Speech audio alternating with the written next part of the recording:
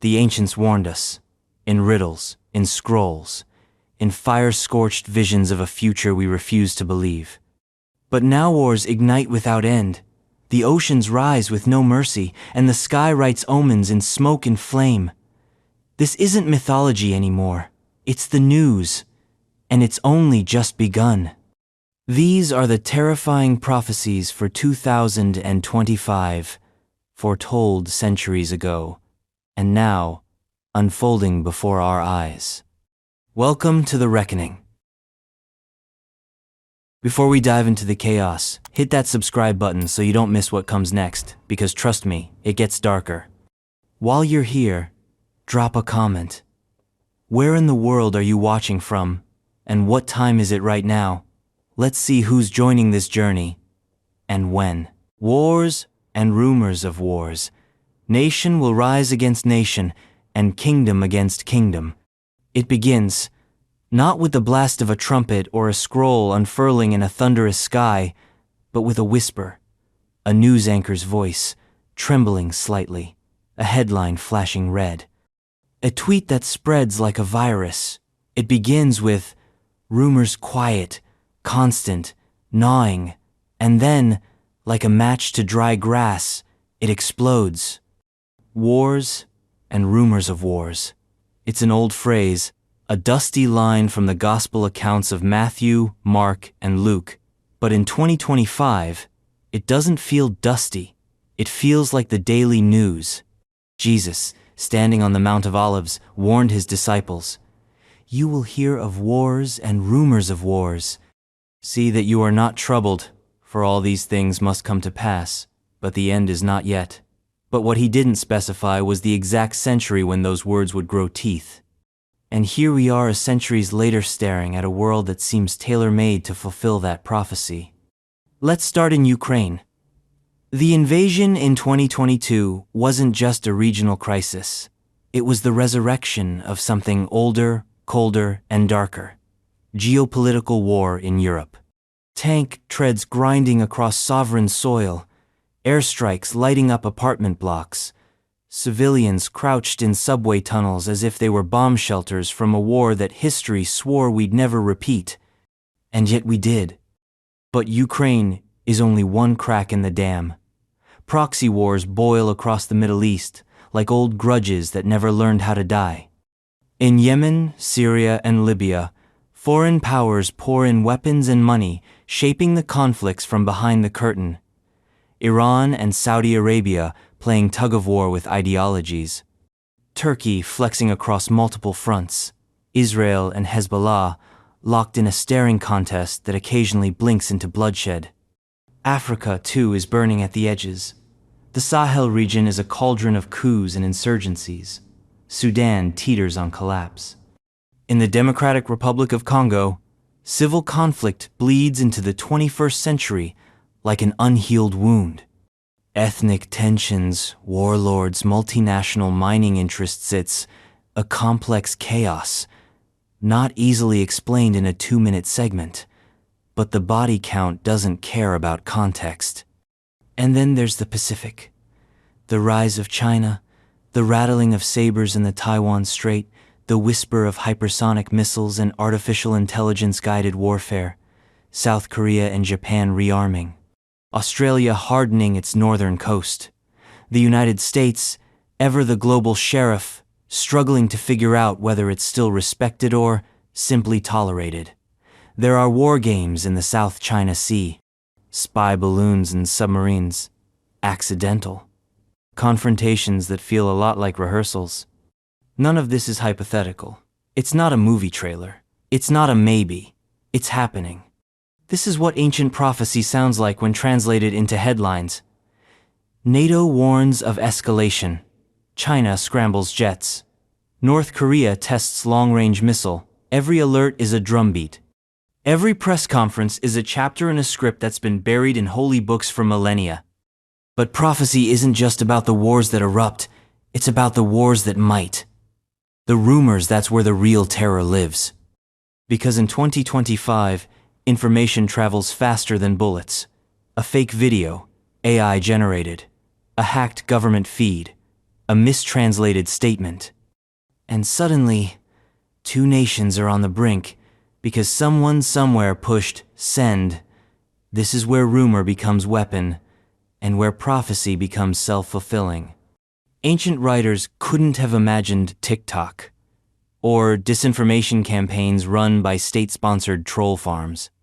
But when they spoke of wars and rumors of wars, they might as well have been describing the digital nervous system of modern geopolitics. A battlefield of memes, bots, leaks, and manipulated outrage. Let's zoom out. The prophecy isn't just talking about wars as in battles. It's talking about systems unraveling, about entire nations rising against nations. And not just with guns and tanks, but with tariffs, with embargoes, with cyber attacks and drone swarms. It's a full-spectrum collapse of diplomacy. Take NATO, once the ironclad spine of Western defense, now fractured, tested. Some members are turning inward, flirting with nationalism, questioning whether they want to bleed for Article 5 if the time comes. The alliance still stands, but the cracks are showing. Take the United Nations. How many Security Council resolutions does it take to stop a war? Trick question. We stopped counting. The prophecy has never felt more alive, because for the first time in history, every single human with a smartphone is a potential eyewitness to it unfolding. War is no longer distant. It's live-streamed, geotagged, commented on in real time. And as the noise increases, the line between truth and paranoia dissolves. That's the thing about rumors. They don't require evidence. Just a whisper. Just enough fear. Just enough fuel. And now, consider the arms race of a new kind.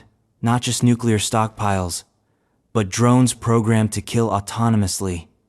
AI-generated battle strategies. Hypersonic missiles that can't be intercepted. Satellites that can blind entire nations. This isn't war as we know it. It's war evolving beyond the bounds of what's human. This is what Jesus warned about when he said, "Nation will rise against nation." Not just soldiers, systems, algorithms, civilizations. And there's something else lurking behind this prophecy. Something colder than war, and more haunting than rumor. Inevitability. Because that's the cruel genius of prophecy. It's not just a prediction. It's a mirror, a dare, a script we start to follow just because it's there. Every time a general says, "We must prepare for conflict," the prophecy breathes. Every time a politician floats the idea of preemptive action, the prophecy sharpens its teeth. Every time the media flashes breaking news in red, the ancient words echo, "Nation will rise against nation, kingdom against kingdom." And it keeps happening, over and over. Not just in Europe or the Middle East, but everywhere. Myanmar, Ethiopia, Colombia, Kashmir. The borders blur, but the pattern remains. Which leads to the question no one wants to answer. Is this all just coincidence? Or is it destiny? Because if prophecy is real, not metaphorical, not allegorical, but actual, then we are living inside the pages of something ancient, and that means the ending is already written. But even if you strip the mysticism away, if you erase the divine and focus only on history, the conclusion is the same. War is never out of style. It's simply dressed in different uniforms. Rome fell to barbarian sieges, Constantinople to Ottoman cannons, the Twin Towers to box cutters and ideology. Each generation finds its own version of nation rising against nation. 2025 is no different, except we now have nukes that can circle the globe, viruses that can be engineered, satellites that can be hijacked. Wars are no longer confined to geography. They're multidimensional cyber, psychological, economic. And the rumor mill? It's global, constant, and unstoppable. We're not just hearing the drums of war. We're dancing to them. But wait, there's more to this prophecy and more to the terror that's coming. Because if war is now a constant hum in the background, what happens when the war gets cruel? Nostradamus, the enigmatic French seer, once spoke of cruel wars. The kind that don't just destroy cities, they destroy humanity. Torture, genocide, unforgivable acts committed in the name of invisible flags. The future doesn't just promise battlefields, it promises brutality. And if you thought this was bad, just wait for what's next. Cruel wars, Nostradamus. The word cruel isn't casual. It's not a flourish, not a synonym for bad or violent. It's something worse, something intimate, a cruelty that goes beyond strategy or necessity, something sadistic. War in this sense is not just about conquest. It's about degradation, humiliation, breaking the soul before you break the body. When Nostradamus scribbled about cruel wars, he didn't give specifics, no dates, no names, just a feeling, a fog-drenched sense of something unspeakable on the horizon. But here in 2025, we've cracked the code. We know exactly what cruel means. Cruel means asymmetric, where one side fights with tanks and missiles, and the other fights with desperation, children carrying rifles, civilians used as human shields, suicide bombers in crowded markets, drone strikes vaporizing wedding parties based on signals intelligence, no uniforms, no rules, just blood and excuses. Cruel means endless, a war with no clear front line, no peace treaty, no victory parade, just the slow-motion collapse of societies. Like in Syria, where a once proud nation was shattered into pieces by factions so numerous and alliances so fickle, they practically changed with the wind. Chemical weapons, barrel bombs, cities reduced to rubble and echoes. Cruel means digital. Wars that begin in data centers, where a piece of code can shut down a hospital, a phishing email can paralyze a government. Where soldiers don't storm the gate, they crash your servers, steal your secrets, and unleash chaos from thousands of miles away. In these wars, the enemy isn't just behind a mask, he's behind a screen. Cruel means psychological. Weaponized fear. Propaganda so relentless and convincing it fractures families. Think of Russia's Z campaign, or the radicalization pipelines on social media that turn ordinary people into extremists. The war isn't just for territory anymore. It's for your mind, your beliefs, your perception of reality. Cruel means technological. Enter autonomous drones, swarming mini-killers that operate without a human hand. AI systems that identify, track, and eliminate targets based on behavior patterns. No accountability. No compassion.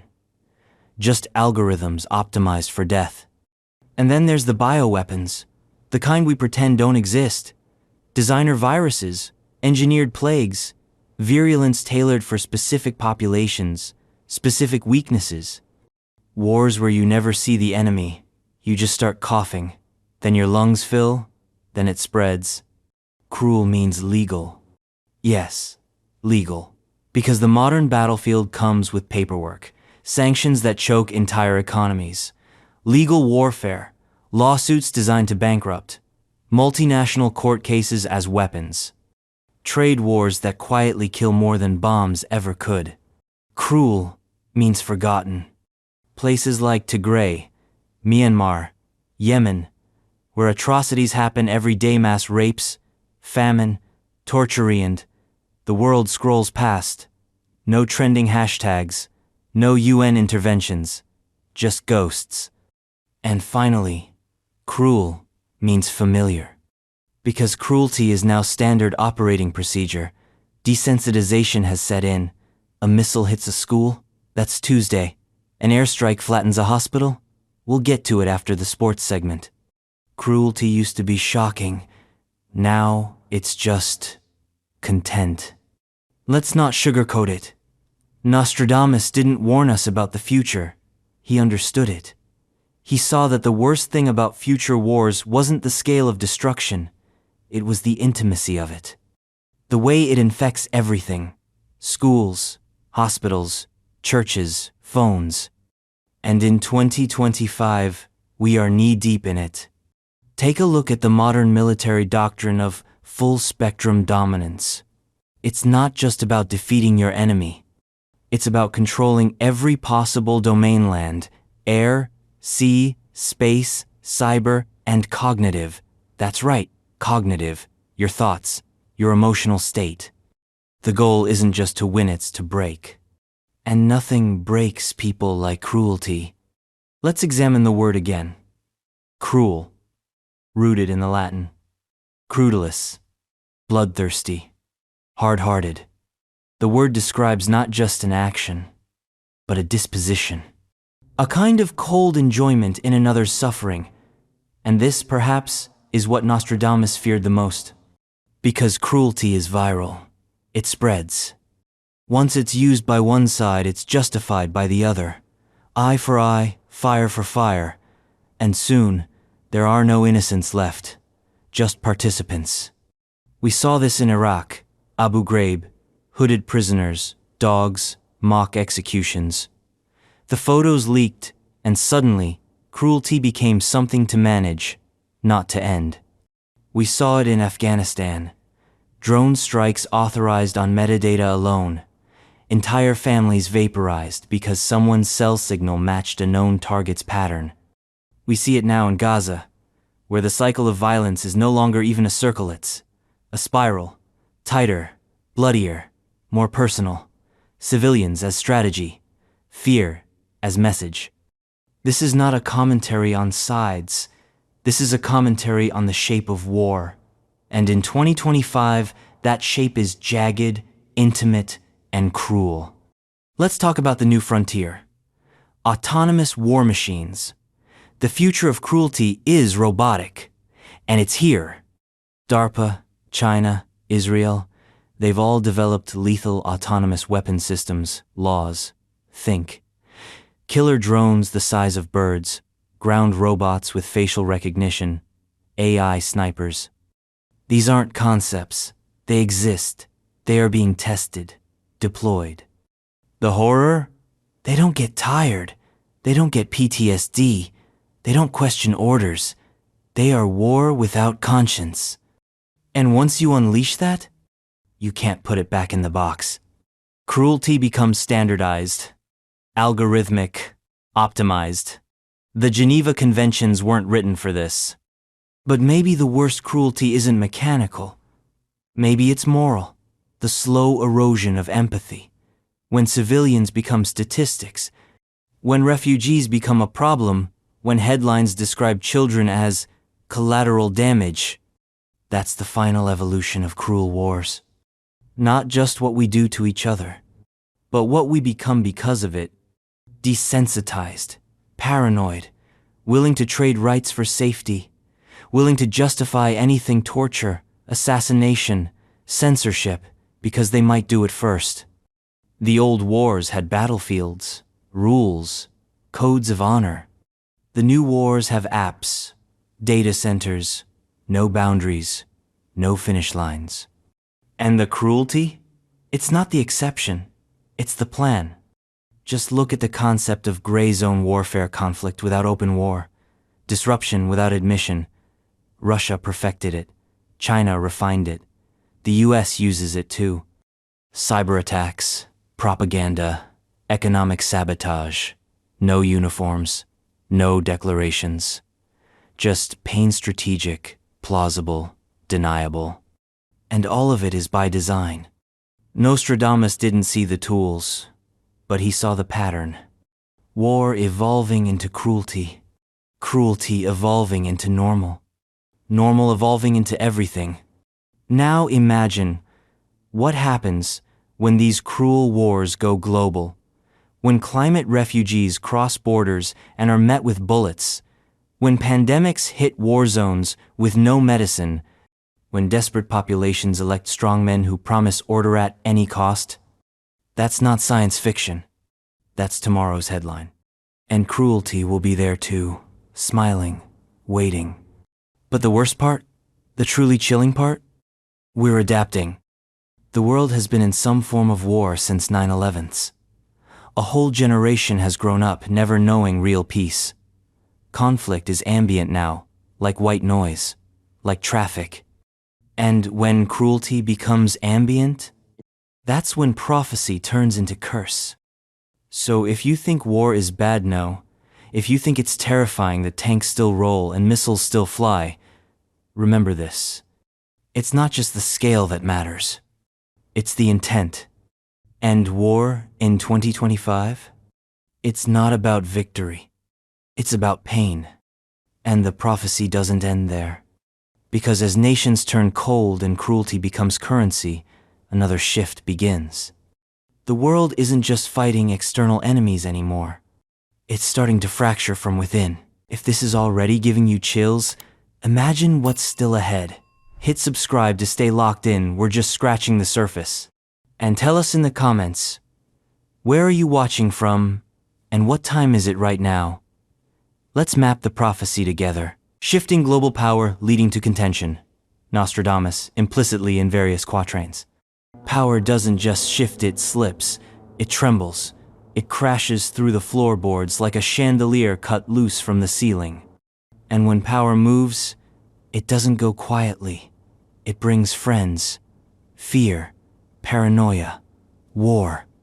Nostradamus, always the cryptic drunk uncle of prophecy, didn't name names, but he left us riddles, patterns, whispers about the great empire in decline and the rising dragon. He didn't need to say it outright. We did the math. The West is wobbling, the East is rising, and the whole globe is holding its breath. Let's start with the ghost in the room, the American empire. It's still got the biggest military, the loudest media, and the flashiest tech toys. But under the hood, it's creaking. Internal division, debt ceilings raised like cursed altars, politicians brawling over what truth even means, infrastructure collapsing in slow motion. Meanwhile, the world watches and recalculates. America doesn't fall in a single moment. It bleeds, it slowly, stubbornly, not with a bang, but with a shrug. And in that space, in that awkward pause between dominance and decline, others step forward. Enter China, the dragon in the East, the workshop of the world, the digital panopticon perfected. This isn't a Cold War déjà vu. It's hotter, sharper, more fluid. China doesn't need to drop bombs. It builds roads everywhere. The Belt and Road Initiative stretches like arteries across Asia, Africa, Europe, ports, pipelines, railroads. It's not conquest. It's entanglement, debt diplomacy, influence stitched into concrete and steel. And the West? Can't stop it, won't stop it, it's too late. But China isn't alone. India's tech sector surges, its population now the largest on Earth. A chaotic democracy, yes, but a nuclear one, with ambition in its veins and centuries of humiliation fueling its desire for global relevance. Russia, wounded and frothing, tries to play grandmaster with a half-burnt chessboard. Its tactics are messy, cruel, often insane, but never accidental. When power shifts, Russia doesn't miss the signal. It leans in, invades, hacks, lies, laughs. Turkey dreams of an Ottoman encore. Iran wants regional dominance draped in theology. Brazil and Indonesia rise as quiet giants. The old first world versus third world model? Dead, buried. Now it's multipolar, unstable. A global Jenga tower with no steady hand in charge. And that's the danger Nostradamus saw coming. When power isn't just held but contested. Because power doesn't like to share. It hoards, it claws, and when the center weakens, the edges go feral. The result? Tension. Everywhere. Look at the South China Sea. A blue expanse, scattered with islands, suddenly turned into a floating minefield of sovereignty claims. The Philippines builds a sandbar outpost. China responds with missile silos. The US sails a destroyer through international waters. Planes buzz, missiles lock on, one wrong twitch and boom. Or take Taiwan, a democratic island, fiercely independent. China calls it a renegade province. The US supplies weapons, Taiwan drills for invasion. The whole world watches, like it's the season finale of a dystopian drama. Everyone hopes it doesn't go hot, but that hope is fading. Even in Africa, the power shift is visible. Chinese investment buys influence, while Western powers try to pivot, too late. Russia slides in with mercenaries. France withdraws from old colonies. New alliances form, not based on ideology but leverage. This isn't about right versus wrong. It's about control, trade routes, critical minerals, strategic ports, influence. Power is the prize, and every player wants a bigger slice. Which brings us to the tech Cold War.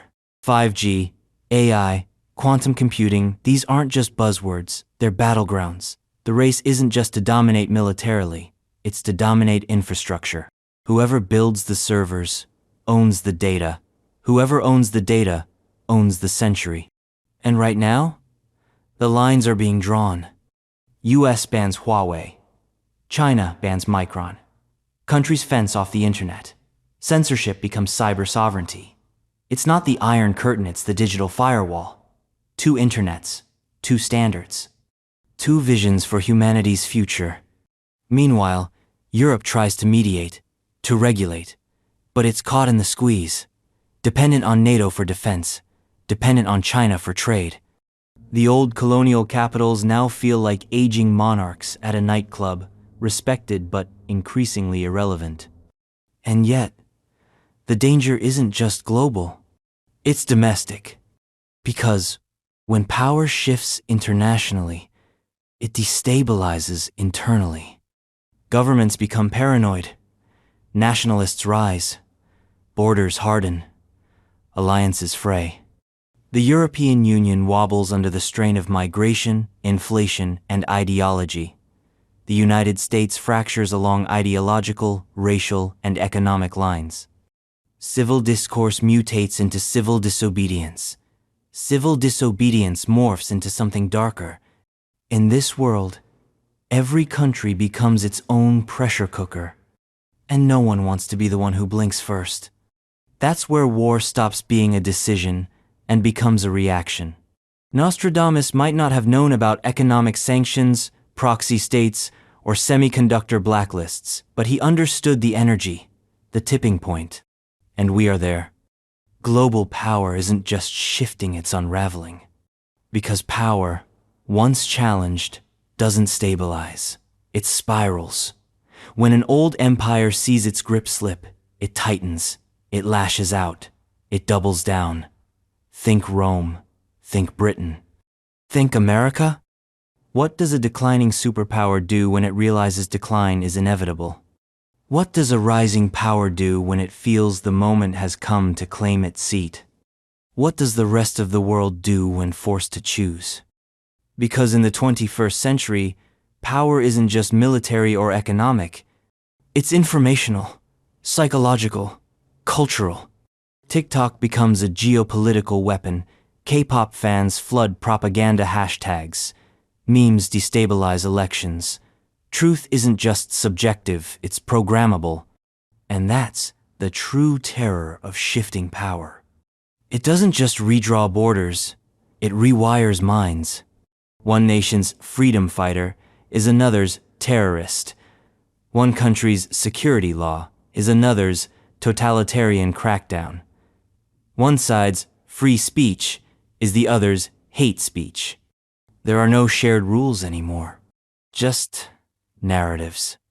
And in that void, anything can happen. Because power hates a vacuum. And nature? She abhors it. So the contenders move in, one by one, with drones, with deals, with debt, with deception.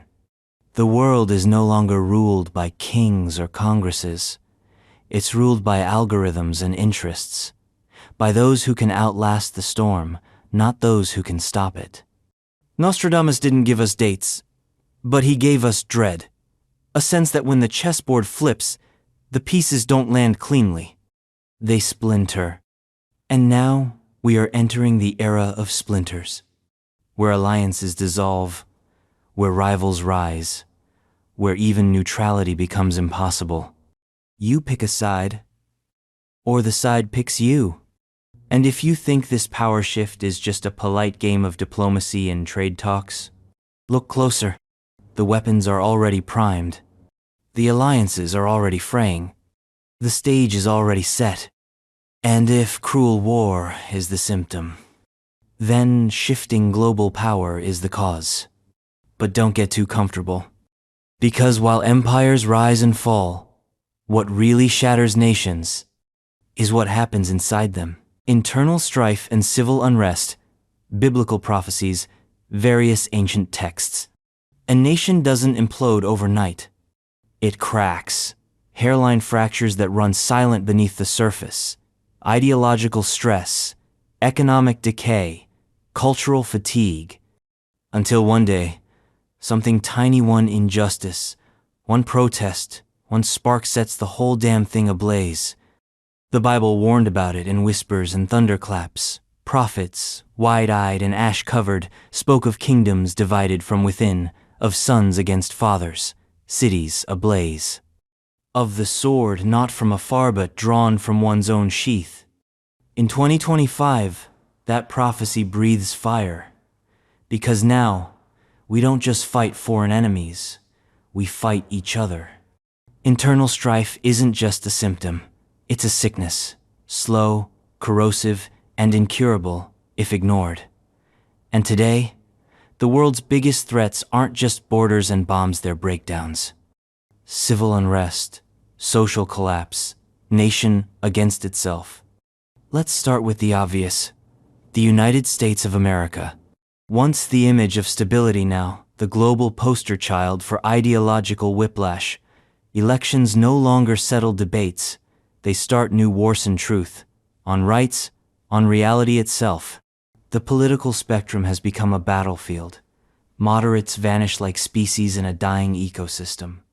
What's left is polarization turned religion. You're either red or blue, patriot or traitor. There is no nuance, only noise. And the streets? They don't lie. Protests in cities from Portland to Atlanta.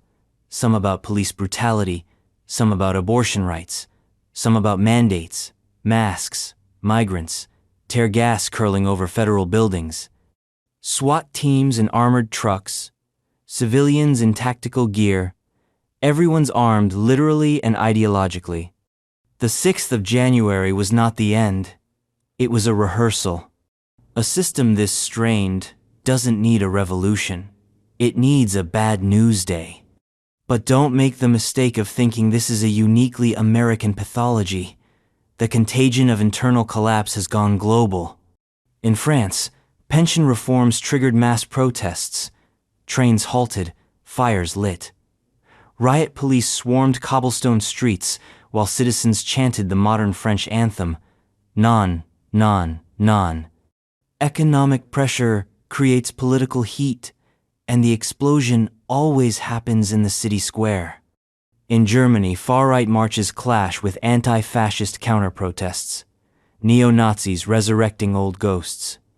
Refugees targeted in small towns. Politicians harassed and attacked. A democracy drifting into its own shadow. The United Kingdom, still limping from Brexit, its unity fracturing by the year. Scotland flirts with independence.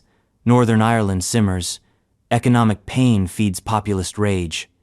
A House of Commons, without much commonality left. Even Canada, long thought immune to this kind of venom, has tasted the chaos. The Freedom Convoy in 2022, a so-called protest turned street occupation, signaled something deeper. Disillusionment. Distrust. People who feel the system doesn't work anymore, and that maybe it never did. Meanwhile, India, the world's largest democracy, sees massive protests against agricultural laws, religious polarization tearing communities apart, and the ever-growing weight of authoritarianism cloaked in nationalism. South Africa boils with inequality and disillusionment, xenophobic attacks, looting, power outages, entire neighborhoods becoming self-policed microstates. And if you zoom out, you'll see a common thread. Trust is dead. Trust in media, trust in elections, trust in science, trust in each other. When institutions crumble, people cling to tribes. And when tribes turn militant, society doesn't bend, it breaks. The ancients had a word for this. Babel, a world where everyone speaks, but no one understands. Not because of different languages, but different realities. It's not just left versus right, it's fact versus belief, expertise versus gut instinct, science versus conspiracy. And the algorithms? They love it. They amplify the conflict, feed the beast. You think your neighbor's your enemy? Here's a dozen articles to prove it. 100 memes, 1,000 tweets, 1,000,000 angry clicks. Social media didn't create division, it just monetized it. Now, even elections, the cornerstone of democratic order, are suspect. Stolen, shout the losers. Lies, scream the winners. Ballot boxes become battlegrounds. Courts turn into referees in a game no one agrees on. And when the system no longer seems to work, the streets become the alternative. In Latin America, protests rage over everything from subway fare hikes to corruption to climate failures. Chile, Colombia, Brazil, Molotov cocktails, tear gas, cities on fire. Governments reshuffle, leaders fall, nothing changes. The prophecy wasn't about nations disappearing overnight. It was about nations eating themselves from the inside out. Biblical prophets described this era in fever dreams. Brother will betray brother to death, and a father his child. Children will rise up against parents and have them put to death. Mark 13:12. Poetic? Sure. But in 2025, it hits different.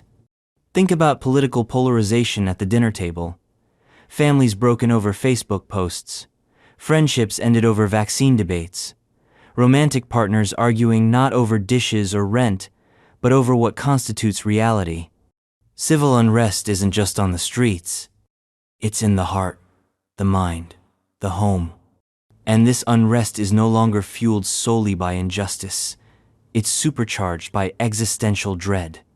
Climate anxiety, AI paranoia, economic precarity, fear of the other. The world feels like it's unraveling and everyone's looking for someone to blame. Immigrants, the elite, the poor, the rich, the cops, the politicians, the scientists, the influencers, the tech bros. Pick your villain. The fire needs fuel. Meanwhile, governments respond not with understanding but with force. More surveillance, more restrictions, more boots on more necks, which, of course, only feeds the paranoia, and the cycle spirals. This is the true face of internal strife. Not civil war in the traditional sense, but social fragmentation, a trust apocalypse, a collapse of shared reality.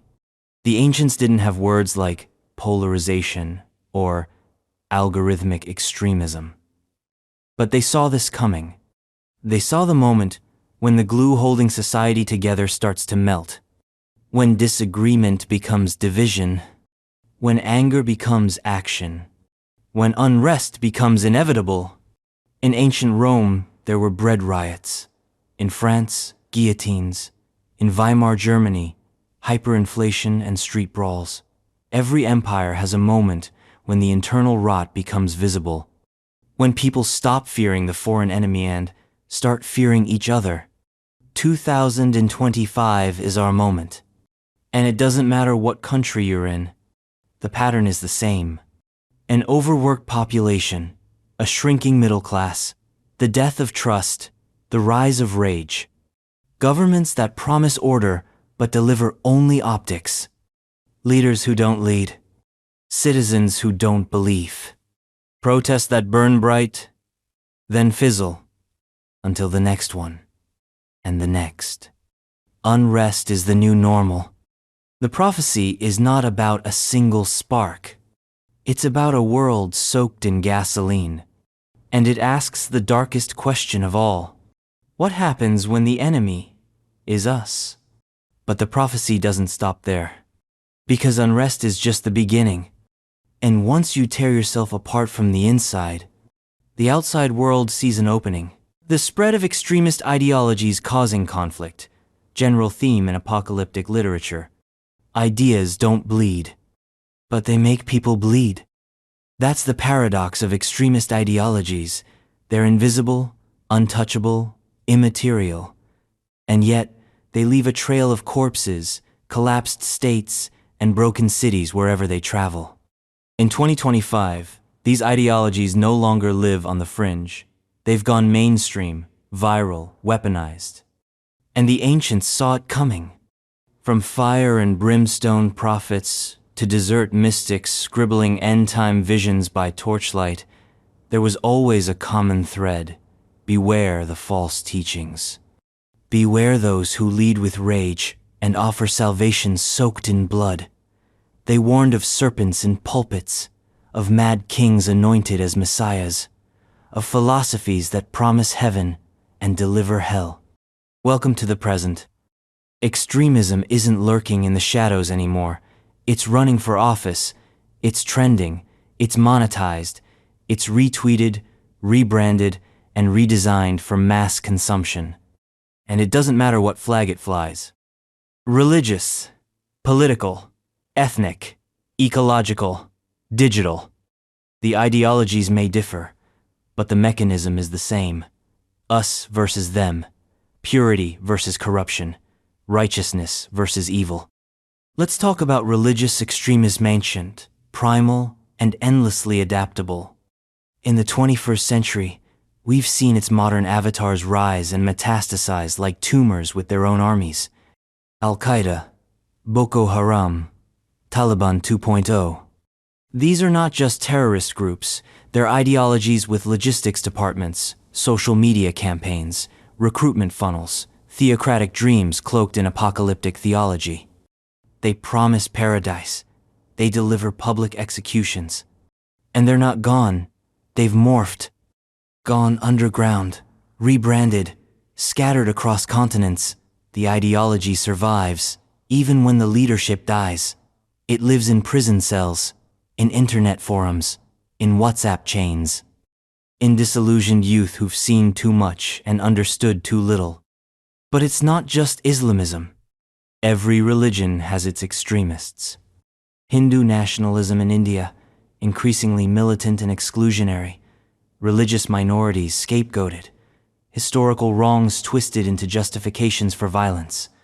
Buddhist extremism in Myanmar, where robes are no shield against hate. Monks marching with machetes, inciting genocide.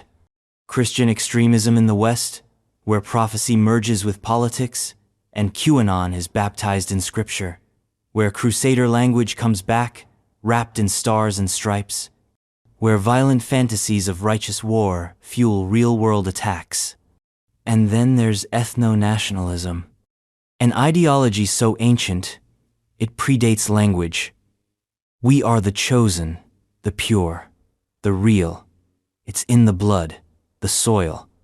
The myths passed down from grandmother to grandson like bedtime stories laced with venom. From Charlottesville to Christchurch to Chechnya, the message is the same. They are the threat. We must defend ourselves by any means necessary. And when that message is mainstreamed, you get massacres live-streamed for likes. You get manifestos typed up like marketing pitches. You get culture wars with body counts. Extremism isn't just organized, it's decentralized. That's the terrifying genius of the internet. It allows rage to scale. No leader required, no borders to cross, just a signal, a meme, an algorithm that nudges you deeper into the rabbit hole. Echo chambers become radicalization factories. Every comment section, a recruitment zone. Every argument, a potential trigger. And here's the kicker. Extremism feels good. It offers certainty, identity, purpose. In a world that feels fractured and fake, extremist ideologies offer the illusion of clarity. They say, here is the enemy, here is your tribe, here is your mission. That's seductive, especially for the alienated, the ignored, the humiliated. This is why extremists don't just recruit, they rescue. They offer brotherhood, sisterhood, a sense of belonging, and then they hand you a weapon. In 2025, this process isn't hidden, it's accelerated, gamified. Just look at accelerationism, a nihilistic belief that society must be destroyed to be rebuilt. Its followers want collapse. They cheer for chaos. Every shooting, every riot, every disaster is progress. It's terrorism with a smirk, revolution by trolling, and it's growing. But not all extremism comes with guns. Some comes in suits. Authoritarianism is the soft form of extremism. It wears a smile. It talks about stability, order, family values. It silences dissent for the good of the people. It jails journalists for the truth. It rewrites history books and calls it patriotism. And often, the public applauds. Because when people are scared, they don't want freedom. They want protection. Extremist ideologies flourish in fear. And fear is everywhere. Economic collapse? Blame the foreigners. Rising crime? Blame the degenerates. Climate change? Blame the globalists. Demographic shifts? Blame the invaders. Every complex problem is flattened into a simple narrative, us versus them. And the more extreme the rhetoric, the more viral it becomes. Politicians know this. Influencers know this. Media knows this. So they feed it. Controversy is currency. Rage is engagement. And extremism is the algorithm's favorite flavor. This is why ancient prophets warned of false messiahs. Because in times of collapse, people don't want nuance. They want saviors. And saviors, historically speaking, tend to come with execution squads. This isn't theoretical. In 2025, extremist ideologies are directly linked to civil wars, assassinations, genocide, and state collapse. Yemen, Ethiopia, Nigeria, Myanmar, Syria, Afghanistan, and now, slowly, creeping westward. Europe, the Americas, soft totalitarianism becoming hard, fringe ideologies becoming platforms, and the center, collapsing? The world used to mock radicals, now it elects them. Not always openly, but piece by piece, through dog whistles, through jokes, through laws that look normal until they're not. And when you challenge extremism, you're called intolerant. You're called part of the deep state. You're called the enemy. And that's how extremism wins. Not with force, but with narrative. It frames itself as rebellion, as truth, as justice. And in doing so, it attracts the lost, the angry, the bored, the terrified. And once they're inside, it's very hard to come back. Because extremism offers what the modern world doesn't, meaning, that's the dark heart of this prophecy. Not just that conflict will increase, but that the cause of conflict will be ideological. Not hunger, not borders, not even resources, but belief. People will kill for what they think is right, what they think is true, what they feel is destiny. And when millions of people believe they are on a divine mission, diplomacy becomes obsolete. Extremism is contagious. And in 2025, the infection rate is climbing. Which begs the question, What happens when the virus of ideology collides with the virus of betrayal? When belief becomes action and action turns against old allies? Because the next prophecy is already rising on the horizon. And this time, it's about trust, treachery and betrayals among nations. Biblical prophecies, Daniel 11. Treachery isn't always a dagger in the back. Sometimes, it's a handshake with a smile. A treaty signed in good faith only to be burned in secret. A summit photo op that hides a digital knife under the table. Betrayal has evolved. It's no longer whispered in candlelit corridors or scrawled in hidden ink. It's encoded in cyber attacks, woven into trade deals, streamed in real time. And in 2025, it's everywhere. The prophecy in Daniel 11 paints the picture with unnerving precision.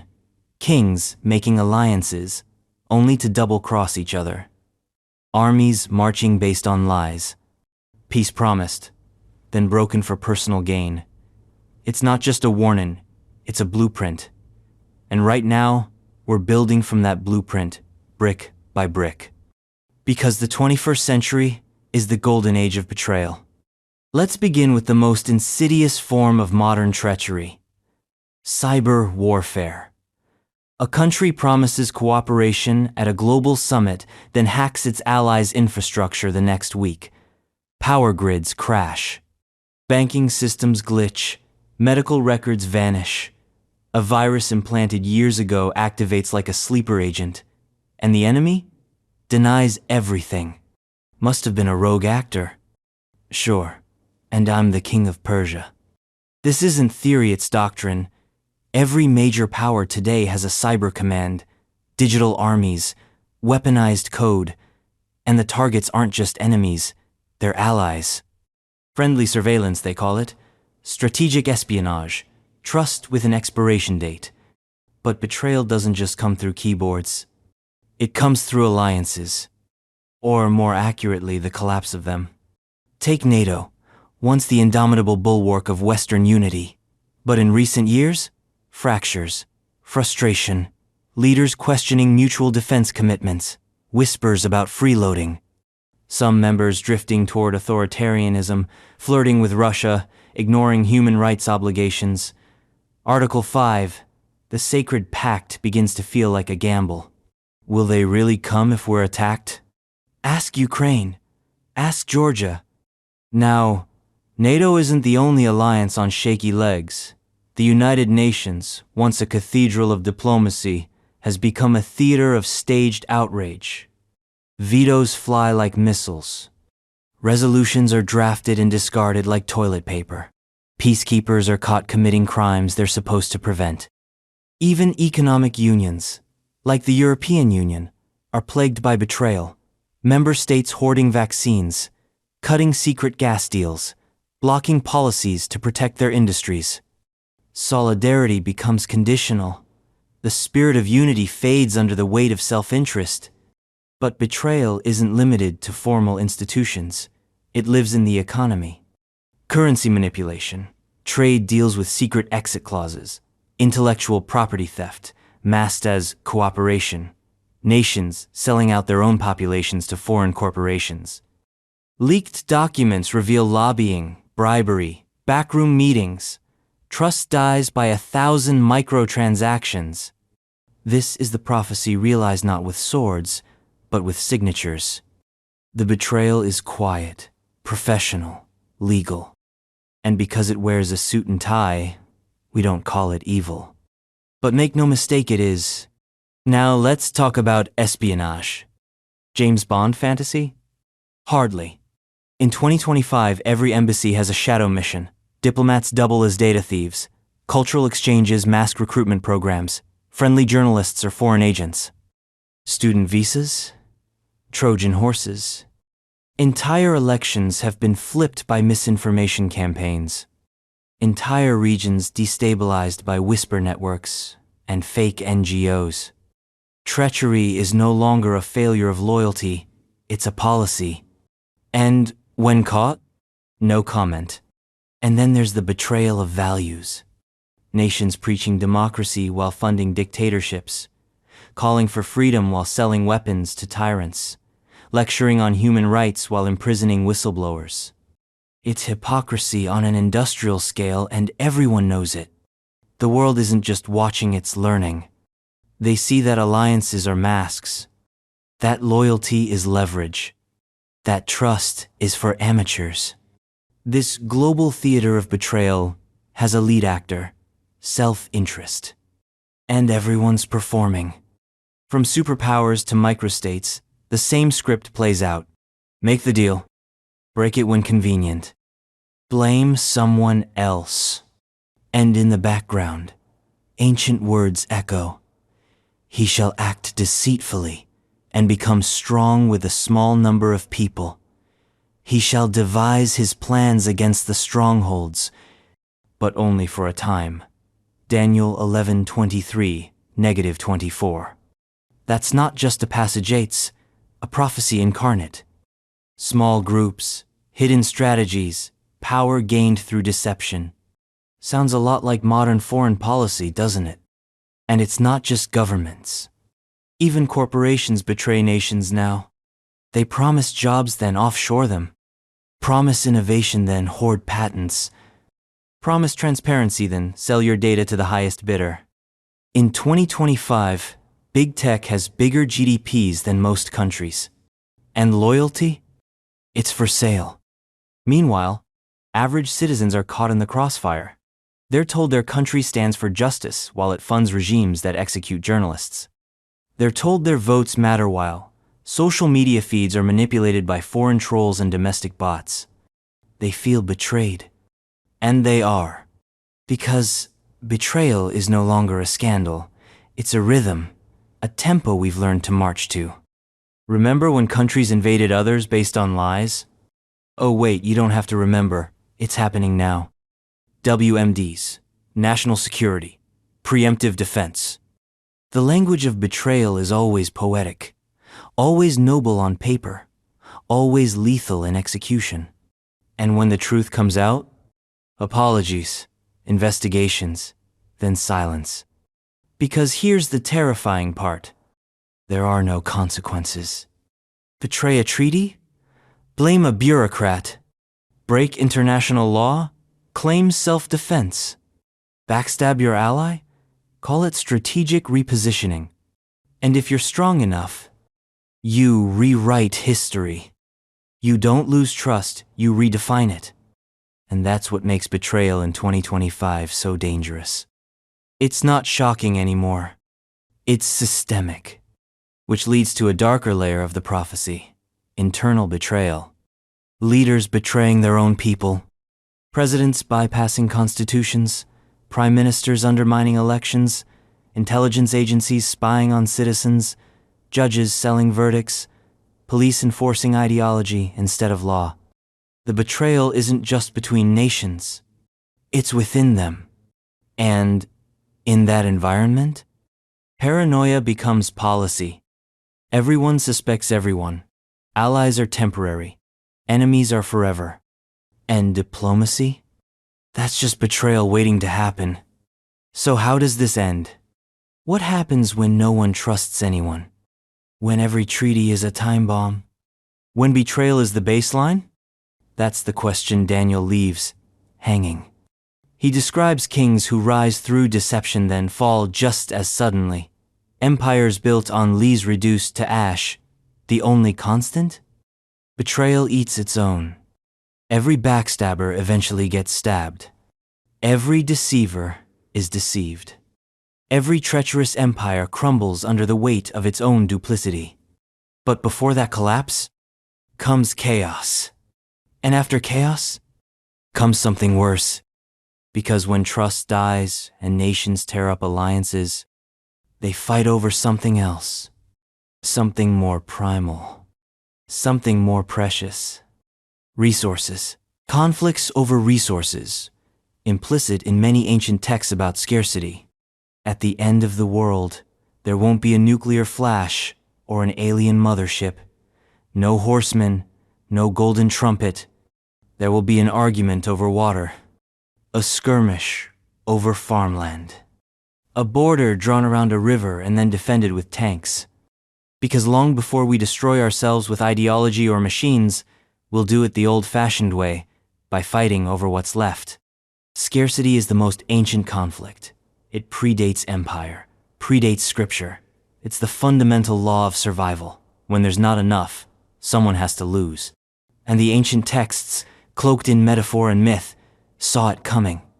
Famine in Egypt, water turned to blood, fire from the sky, rivers drying up, land yielding no fruit. These weren't just divine punishments, they were patterns. Desperate people doing desperate things. Civilizations rising and falling with the availability of grain, water, metal, or oil. Fast forward to 2025. Scarcity isn't a threat. It's a fact. And the conflict? Already here. Let's talk about water, the invisible war. Right now, 2 billion people live in regions facing water stress. That's not theoretical. That's the faucet sputtering, the crops wilting, the factories shutting down, the disease spreading. And when water disappears, peace goes with it. Take the Nile River, the lifeblood of Egypt, the heartbeat of Ethiopia, the soul of Sudan. 3 countries, 1 river, and an upstream dam known as the Grand Ethiopian Renaissance Dam, GERD. A symbol of progress for Ethiopia, a symbol of threat for Egypt. Negotiations have dragged on for over a decade. At stake, the flow of water to millions. And beneath every diplomatic word, there's a military plan, contingency options, satellite monitoring, war games. Because if the water stops, people die. And countries don't wait to mourn. Now pan across to India and Pakistan, historic rivals, nuclear-armed neighbors, sharing rivers governed by a treaty older than most of their citizens. But that treaty? Cracking under pressure. Dams being built, accusations flying, farmers on both sides fearing drought. If the rivers run dry, the fuse is lit. But it's not just international. The war over water is internal, too. Within the United States, Western states bicker over the Colorado River like inheritance-obsessed siblings. Lake Mead and Lake Powell, 2 of the country's largest reservoirs, are drying up faster than anyone wants to admit. Farmers, cities, indigenous communities, and industry all making claims. Who gets what? Who decides? This is how modern empires unravel, not through enemy invasion, but through internal competition for what's left. And water is only the beginning. Let's talk arable land. Climate change is turning fertile fields into deserts. The Sahel in Africa is a war zone not just because of ideology, but because of soil. Grasslands are disappearing. Grazing routes disrupted. Farmers clash with herders. Entire villages migrate or arm themselves. In South America, deforestation accelerates not just for profit, but for survival. More land, more crops, more food for a growing, starving population. And when the jungle fights back with fires, droughts, floods, those who suffer aren't corporations. It's the people with nothing. Then there's rare earth minerals, the spine of the digital age. Smartphones, electric cars, satellites, missiles. Every miracle of modernity depends on elements with names you don't hear in school. Neodymium, dysprosium, terbium. And guess what? They're not equally distributed. China controls over 60% of the global supply. Africa is rich in reserves but poor in stability. The West is dependent and nervous, very nervous. Already, there are whispers of resource nationalism, countries restricting exports, hoarding supplies, offering contracts with hidden clause, cobalt wars, lithium cartels, conflict zones turned supply chains. The next Cold War won't be about ideology. It'll be about batteries. And when the resources get tight, the weapons come out. Look at oil, the resource that wrote the 20th century in blood. Even as we transition to renewables, oil still controls geopolitics. Sanctions, embargoes, pipeline sabotage. OPEC's every breath causes market tremors. Nations rise and fall depending on barrel prices. Wars are justified with humanitarian pretexts, but oil maps tell the truth. Iraq, Libya, Syria, Venezuela. It's not a coincidence. It's a strategy. Because control of oil isn't just about energy. It's about leverage. Which brings us to food, the final battleground. In 2025, global food supply chains are stretched to the brink. Droughts devastate harvests. Floods drown fields. Heat waves burn wheat before it ripens. Prices spike. Countries panic. Export bans go up. Starvation follows. Egypt, the world's biggest wheat importer, watches weather reports in Russia like it's life or death. Because it is. One failed harvest in the Black Sea region means riots in Cairo. Sri Lanka collapsed, in part due to fertilizer shortages. Lebanon's breadlines lengthen with every policy failure. Sudan, Somalia, Yemen famine zones where conflict and scarcity fuse into a single monster. But food wars don't look like the movies. They look like trade wars, economic sanctions, currency manipulation, grain shipped under military escort. They look like people choosing between food and fuel. They look like hungry children in refugee camps, while politicians argue on Zoom calls. And the scariest part? It's not going to get better. Because climate change is not a variable. It's a multiplier.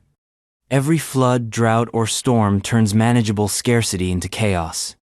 And the international systems built to prevent resource war? Too slow, too political, too late. The World Trade Organization can't force a country to export rice when its own population is starving. The United Nations can't make it rain. Which brings us to the dark edge of this prophecy. Resource war as pretext. In ancient texts, famine and drought were often seen as divine punishments. Today, they're opportunities for conquest. Watch how easily modern leaders say, "We had to act." Watch how quickly humanitarian crises become military operations. Watch how borders shift because a dam was built or a pipeline rerouted. This isn't about survival anymore. It's about dominance. Resource wars start over water, but they end in regime change, in annexation, in permanent war zones. And when they come for your food, your power, your land, don't expect warning. Expect justification. Expect the same tired rhetoric. They were hoarding. They wouldn't share. We had no choice. But you'll know the truth. We were warned by prophets, by philosophers, by economists. Scarcity breeds conflict, and we ignored them. Because we believed in abundance, believed in globalization, in trickle-down stability, in infinite growth. But the earth? She never signed that contract. She has limits. And we've crossed them. Now the reckoning begins. Not with armies, but with thirst, with hunger, with blackouts. The world's most advanced civilizations brought to their knees by missing rain. So if you think the wars of the past were brutal, just wait for the ones fought over water, over food, over firewood. Because once scarcity becomes permanent, so does war. And that's when fear goes global. Because conflict doesn't just destroy, it echoes. And the next prophecy? It speaks of something darker than war. Something quieter, colder. It speaks of fear itself. If you're still breathing this in, you're one of us now. Subscribe to stay ahead of the next revelation, because the descent only deepens from here. And drop a comment. Where are you watching from? And what time is it where you are right now? Let's trace this unraveling across time zones and timelines. Fear and distress among nations. Luke 21, 25, 26. There's a peculiar silence before global panic. A lull, a breath held across borders. It's not peace, it's paralysis. the kind of stillness that isn't calm but compression.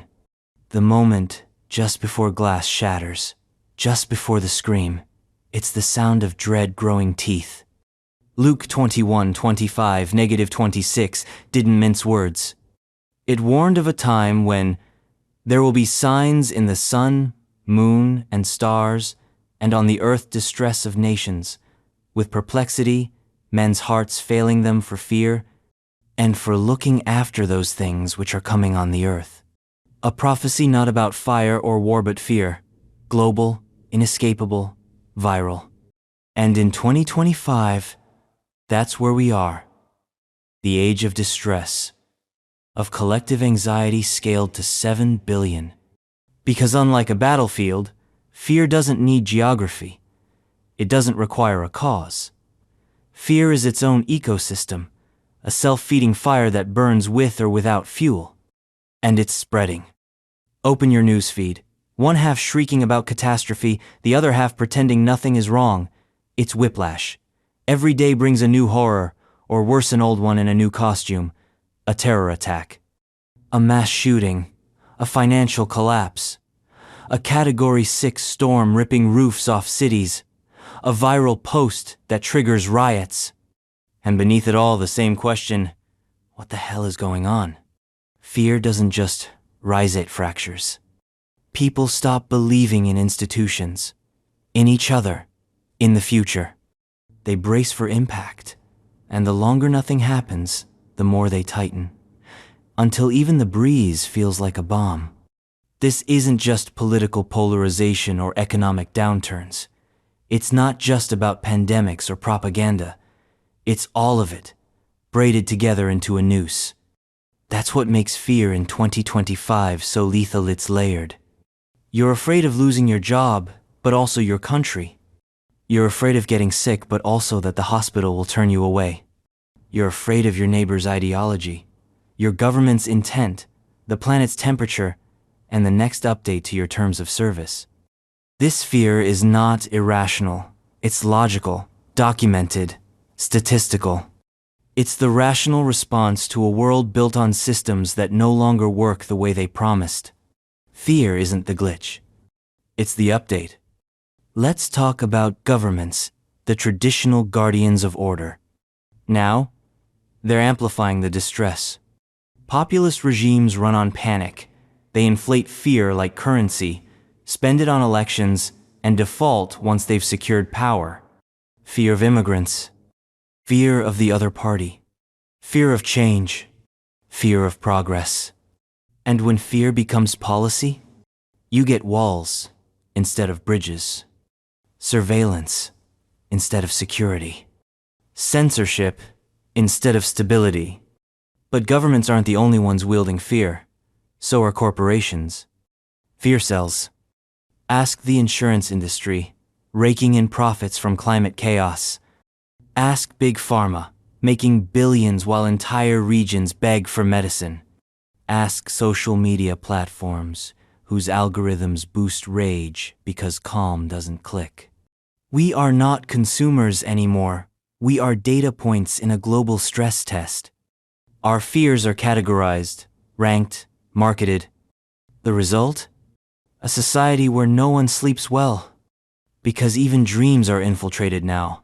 By ads, by alarms, by that blinking red notification that says, "We're all doomed, but here's a discount code." It would be funny if it weren't true. And here's the darkest part. The fear is starting to make sense. Because the disasters aren't just hypotheticals anymore. They're happening. Climate refugees are already on the move, millions of them. Glaciers are vanishing, sea levels are rising, cities are planning for their own submergence, like soldiers mapping a battlefield they know they'll lose. Heat waves now kill more people annually than wars. Diseases are mutating faster than vaccines. AI tools now write better essays than college students and can fake your voice to scam your grandmother. Automation replaces jobs faster than politicians can hold press conferences to lie about it. Meanwhile, billionaires buy bunkers. They're not preparing to save us. They're preparing to survive us. That's not dystopian fiction. That's real estate strategy. So, yeah, people are afraid. But fear doesn't just live in headlines. It bleeds into the soul. Ask a teenager what they want to be when they grow up. Odds are they'll say something ironic, or nihilistic, or dystopian. They've inherited a future with melting poles and burning forests, with invisible viruses and visible collapse, and the only roadmap they've got is a meme that says, "We're all screwed, lol." Mental health statistics don't lie. Depression, anxiety, suicide, loneliness. We are the most connected species in history and the loneliest.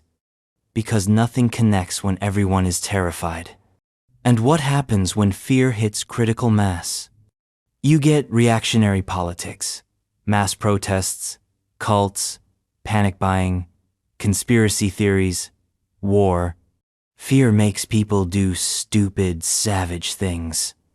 It makes them burn books, burn bridges, burn their own neighborhoods in the name of safety. And fear feeds extremism like blood feeds sharks.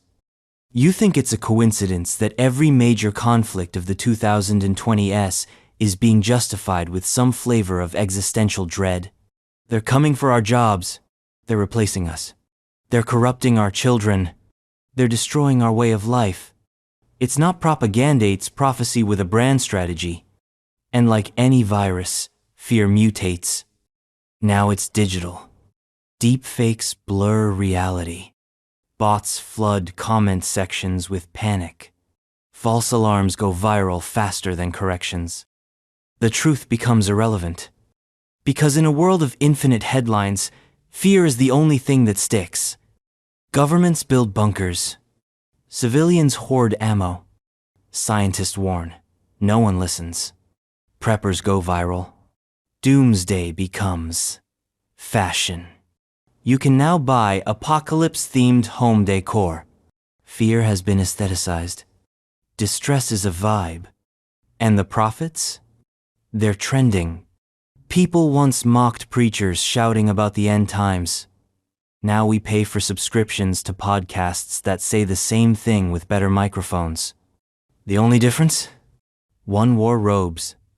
The other wears AirPods. So what does this prophecy mean? Men's hearts failing them for fear. It means collapse starts in the chest. Not with buildings falling, but with hearts giving up. People paralyzed by what they can't control. People who stop caring, stop planning, stop dreaming. Because when fear becomes permanent, hope becomes extinct. And when hope dies, that's when civilization falls. But here's the twist. The prophecy doesn't end in despair. It just transitions from fear to tribulation. Because fear is the foreshock. And what's coming next is the main event. The part where the world stops bracing and finally breaks. A time of great tribulation, such as has not been from the beginning of the world until now. Matthew 24-21. Tribulation. It's not a word we use in casual conversation. You don't say, "Yeah, I stubbed my toe and had a little tribulation this morning." Number. Tribulation is bigger. Biblical. Apocalyptic. It sounds like something groaning under its own weight. And according to Matthew 24-21, it's not just any tribulation. It's the tribulation. The worst. Such as has not been from the beginning of the world until now. No, and never will be. Let that sit. The worst moment in human history. Worse than the Black Death. Worse than the world wars. Worse than genocide, colonization, plague, and famine all rolled into one and stretched across the face of the earth. And here we are, staring at a future that seems tailor-made for that kind of extremity. Because tribulation isn't a single event. It's convergence. The moment when all systems fail at the same time. Economy, environment, morality, meaning. The moment when the apocalypse doesn't ride in on a horse but seeps in through the plumbing. Let's break it down. Tribulation begins in the body. Think of the human form fragile, delicate, endlessly improvable, endlessly vulnerable. Now think of what happens when medicine disappears, when antibiotics stop working, when hospitals run out of supplies, or electricity, or doctors. The global medical system is already stretched, underfunded, overburdened. One more pandemic, and it snaps. And not just in the developing world in New York, in London, in Tokyo. When triage becomes the rule, not the exception. When ventilators are currency. When a fever means exile, not care. That's not science fiction. That's one new virus away. But tribulation doesn't stop with sickness. It moves to the mind. Mental health is the quiet pandemic.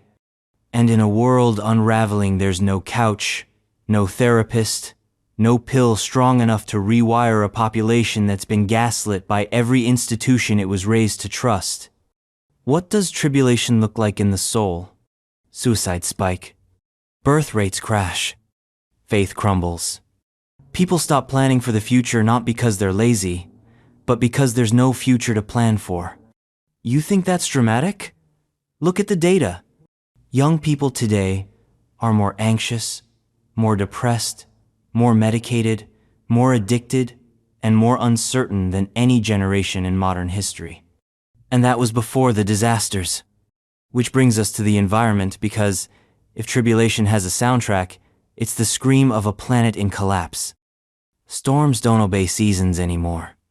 Wildfires create their own weather. Coasts flood in silence, inch by inch, until your house is gone.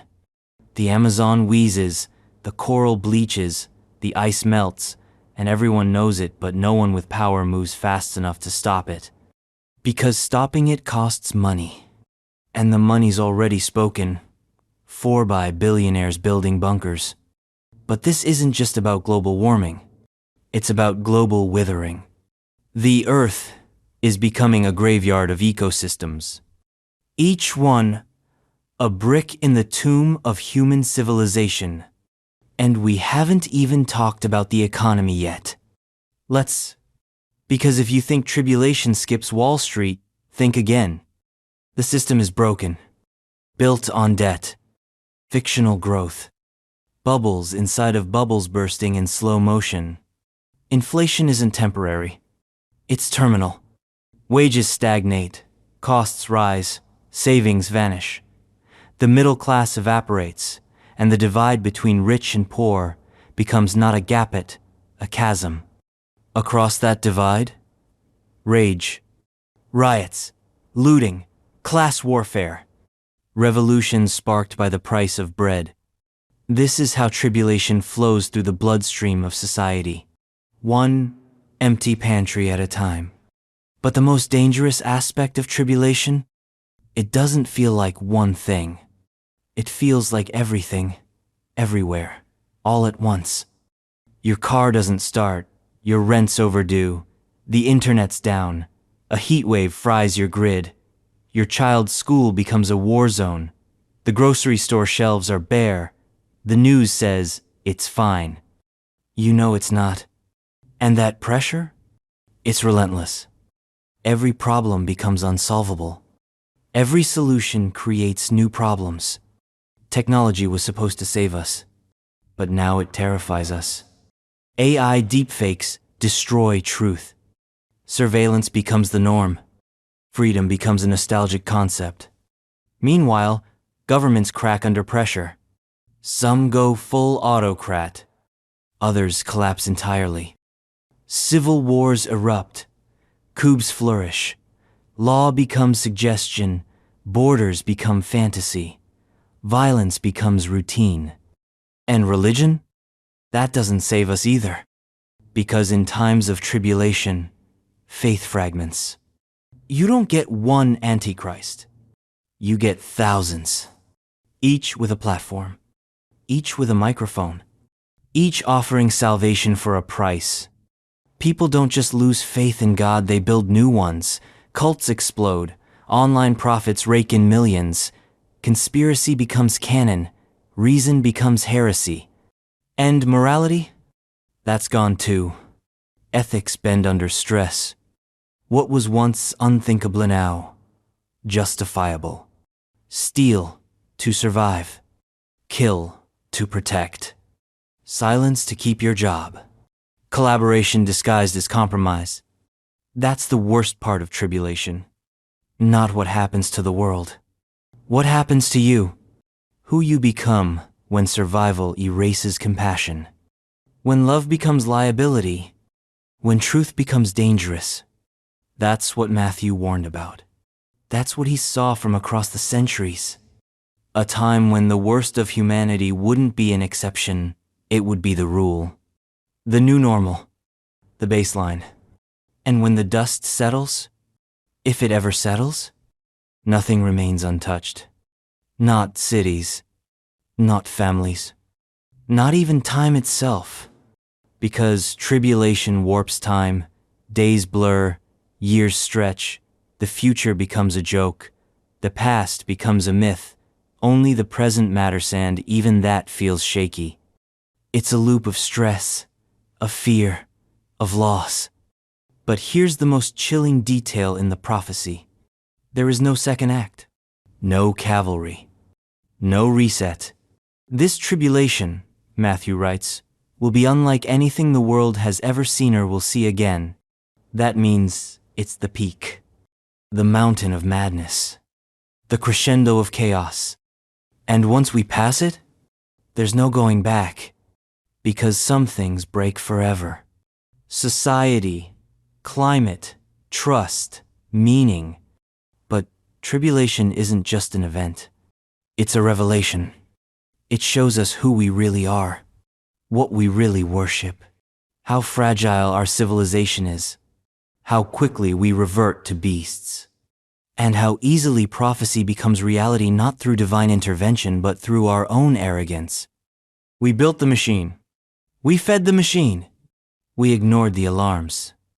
And now, the machine is eating us. This is not a warning.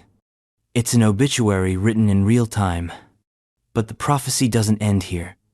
Because as bad as tribulation is, there are still places that carry more gravity than others.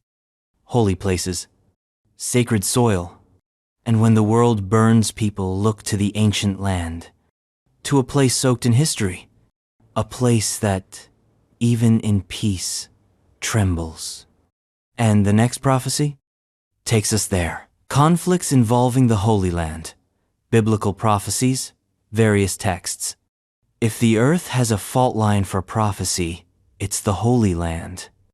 That stretch of scarred, sacred soil Jerusalem and its long shadow has soaked up more blood per square mile than any other place on the planet.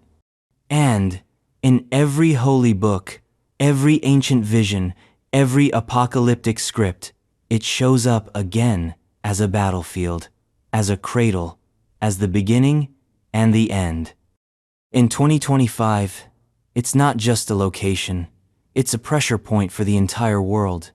The prophecy isn't subtle. Zechariah, Revelation, Daniel, pick your flavor, they all circle the same image. The nations of the earth turning their gaze and eventually their guns toward the Holy Land. But this isn't about borders or treaties. It never was. It's about identity, about faith, about revenge passed down like heirlooms. In this land, peace is a pause, not a promise. And the current pause? Fraying at the seams? Let's rewind not centuries, just a few years. The headlines scream back at us. Rocket fire streaking the skies over Gaza. Airstrikes punching holes through concrete homes, sirens howling over Tel Aviv. Civilian casualties scroll across screens like sports scores, each side pointing fingers, each side burying their dead. The conflict isn't new. It's the oldest story still being told in real time. But in 2025, the stakes are higher, the tensions tighter, the players bigger. Because this isn't just Israel and Palestine anymore. It's every power with a claim to prophecy, a doctrine, or a dog in the fight. The Abraham Accords shifted alliances, but not loyalties. The shadow wars between Iran and Israel sharpened. Turkey, Egypt, Saudi Arabia, each jostling for influence. The US and Russia, eternally split but equally obsessed. China watching, quiet, calculating. This isn't a regional issue. It's the world's oldest wound and it's infected. And now, we're watching it rupture. Because here's the thing about sacred geography. It doesn't just invite war, it requires it. Not because of resources, not because of strategy, but because of meaning. Meaning is the most dangerous substance on earth. Once you give land a divine purpose, it stops being dirt. It becomes destiny. And people will kill for destiny. In 2025, Jerusalem is more than contested. It's combustible. Every stone, every gate, every holy site is a match waiting for a spark. And there are so many sparks. An ultra-nationalist parade through the Muslim quarter, a mosque raid caught on film, a teenager shot at a checkpoint, a temple activist laying a cornerstone for the third temple. That one act could ignite the region like gasoline on tinder. Because prophecy doesn't need to be true to be real. It just needs to be believed. And millions believe that the final countdown starts when that temple rises. Jews waiting for the Messiah, Christians watching for the Antichrist, Muslims defending Al-Aqsa with blood and breath, each group staring at the same hill with different visions. And none of those visions end in compromise. What makes this prophecy so potent, so terrifying is that it self-fulfills. The more people believe it's the epicenter of the end times, the more they act like it is. And the more they act like it is, the more they push it there. This isn't religious hysteria. It's geopolitical strategy wearing a sacred mask. The military tensions in the region have evolved beyond skirmishes. We're in the era of proxy apocalypse. Iran funds Hamas and Hezbollah not just to destabilize Israel, but to frame the conflict as holy war. Israel responds with targeted assassinations, airstrikes, and surveillance tech that makes Orwell look quaint. Saudi Arabia and the UAE bankroll peace projects while quietly hedging their bets with defense contracts and spy networks. Meanwhile, every major power stirs the pot from the sidelines. Russia inserts itself as a peacekeeper while fueling chaos behind closed doors. The US declares undying support while cutting arms deals in every direction. Europe wrings its hands and issues condemnations, then sells drones to both sides. And while the grown-ups lie through smiles, the children die in craters.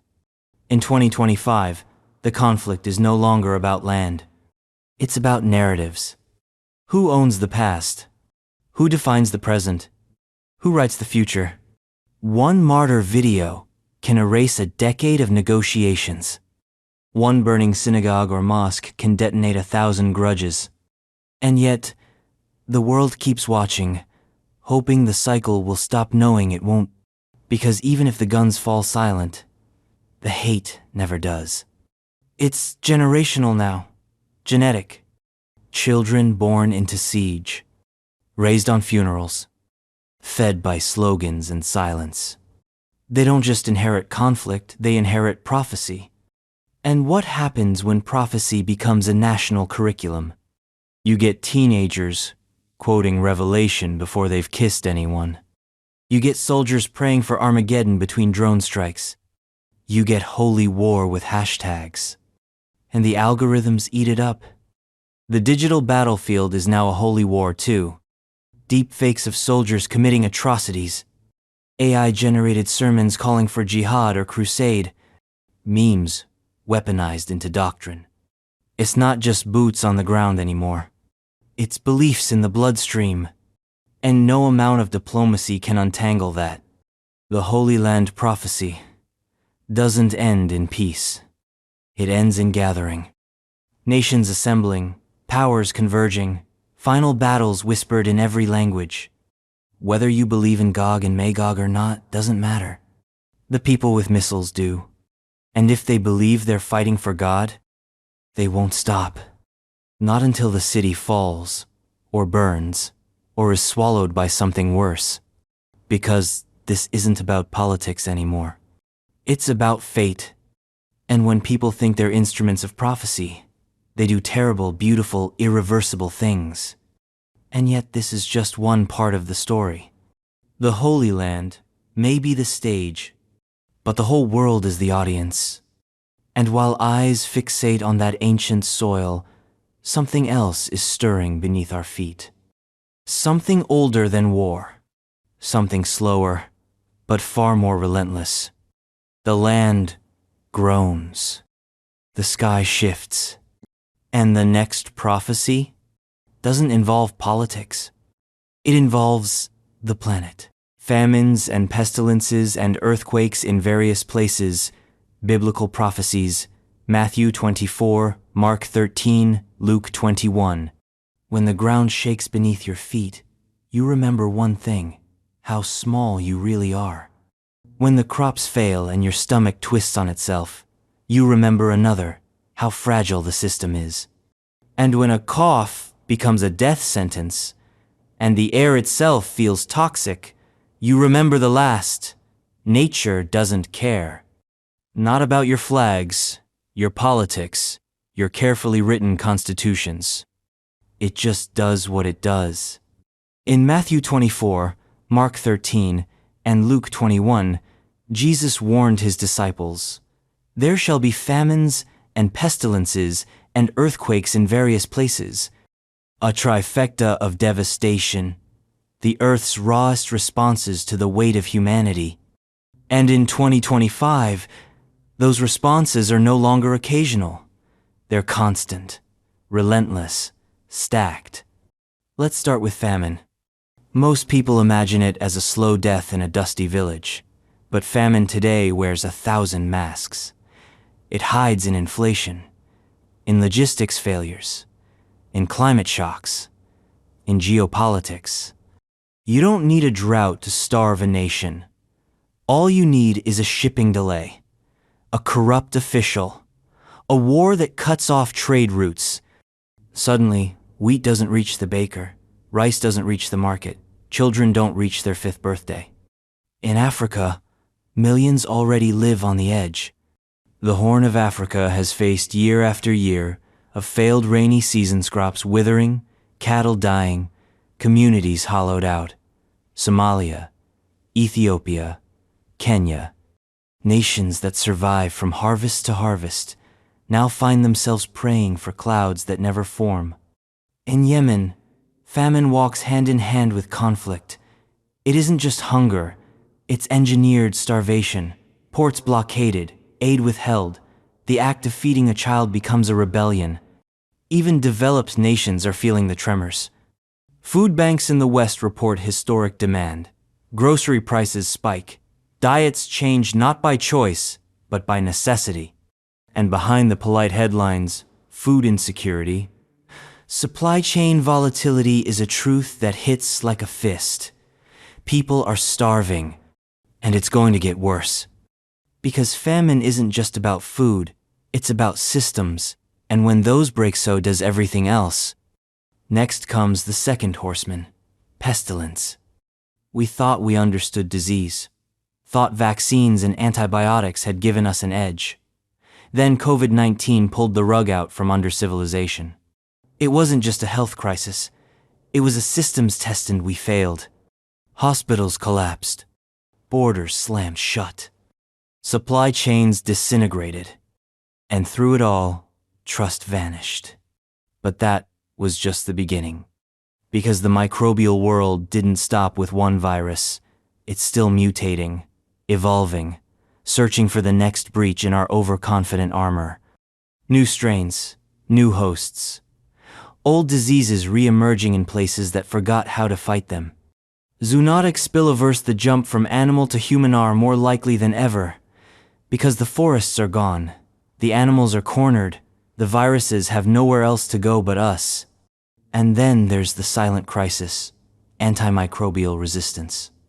Superbugs that laugh at penicillin. infections that shrug off treatment, surgeries that become death sentences again. We are entering a post-antibiotic age, a world where a paper cut can kill, where childbirth returns to its historical mortality rate, where a cough becomes a coin toss. Meanwhile, nations hoard vaccines. Big pharma patents the cure and prices out the poor. And conspiracy spreads faster than infection. By the time a vaccine is released, millions have already refused it. Pestilence in 2025 doesn't just kill the body, it breaks the social contract. It exposes the selfishness baked into the system. And then, after famine and plague, the prophecy gives us one final rupture: earthquakes in various places. Literal, not metaphorical. Because while we've been obsessing over politics and pandemics, the earth has been shifting, grinding, preparing. Earthquakes are the purest form of judgment. No warning, no morality, just tectonic release. In Turkey, in Haiti, in Nepal, the ground has already reminded us who's really in charge. Buildings crumble in seconds. Cities vanish before dawn. The rescue effort becomes a funeral march. And it's not just the shaking, it's the dominoes that fall afterward. Landslides, tsunamis, infrastructure collapse. Hospitals buried, roads snapped, water systems poisoned. And the clock starts ticking not just for survival, but for what comes after. Because when the earth moves, so do people. Earthquakes displace millions. And when millions move, borders blur, resources strain, and nations panic. Refugees are not welcomed, they are managed, corralled, caged, which loops back to famine and pestilence and war. The prophecy isn't a checklist.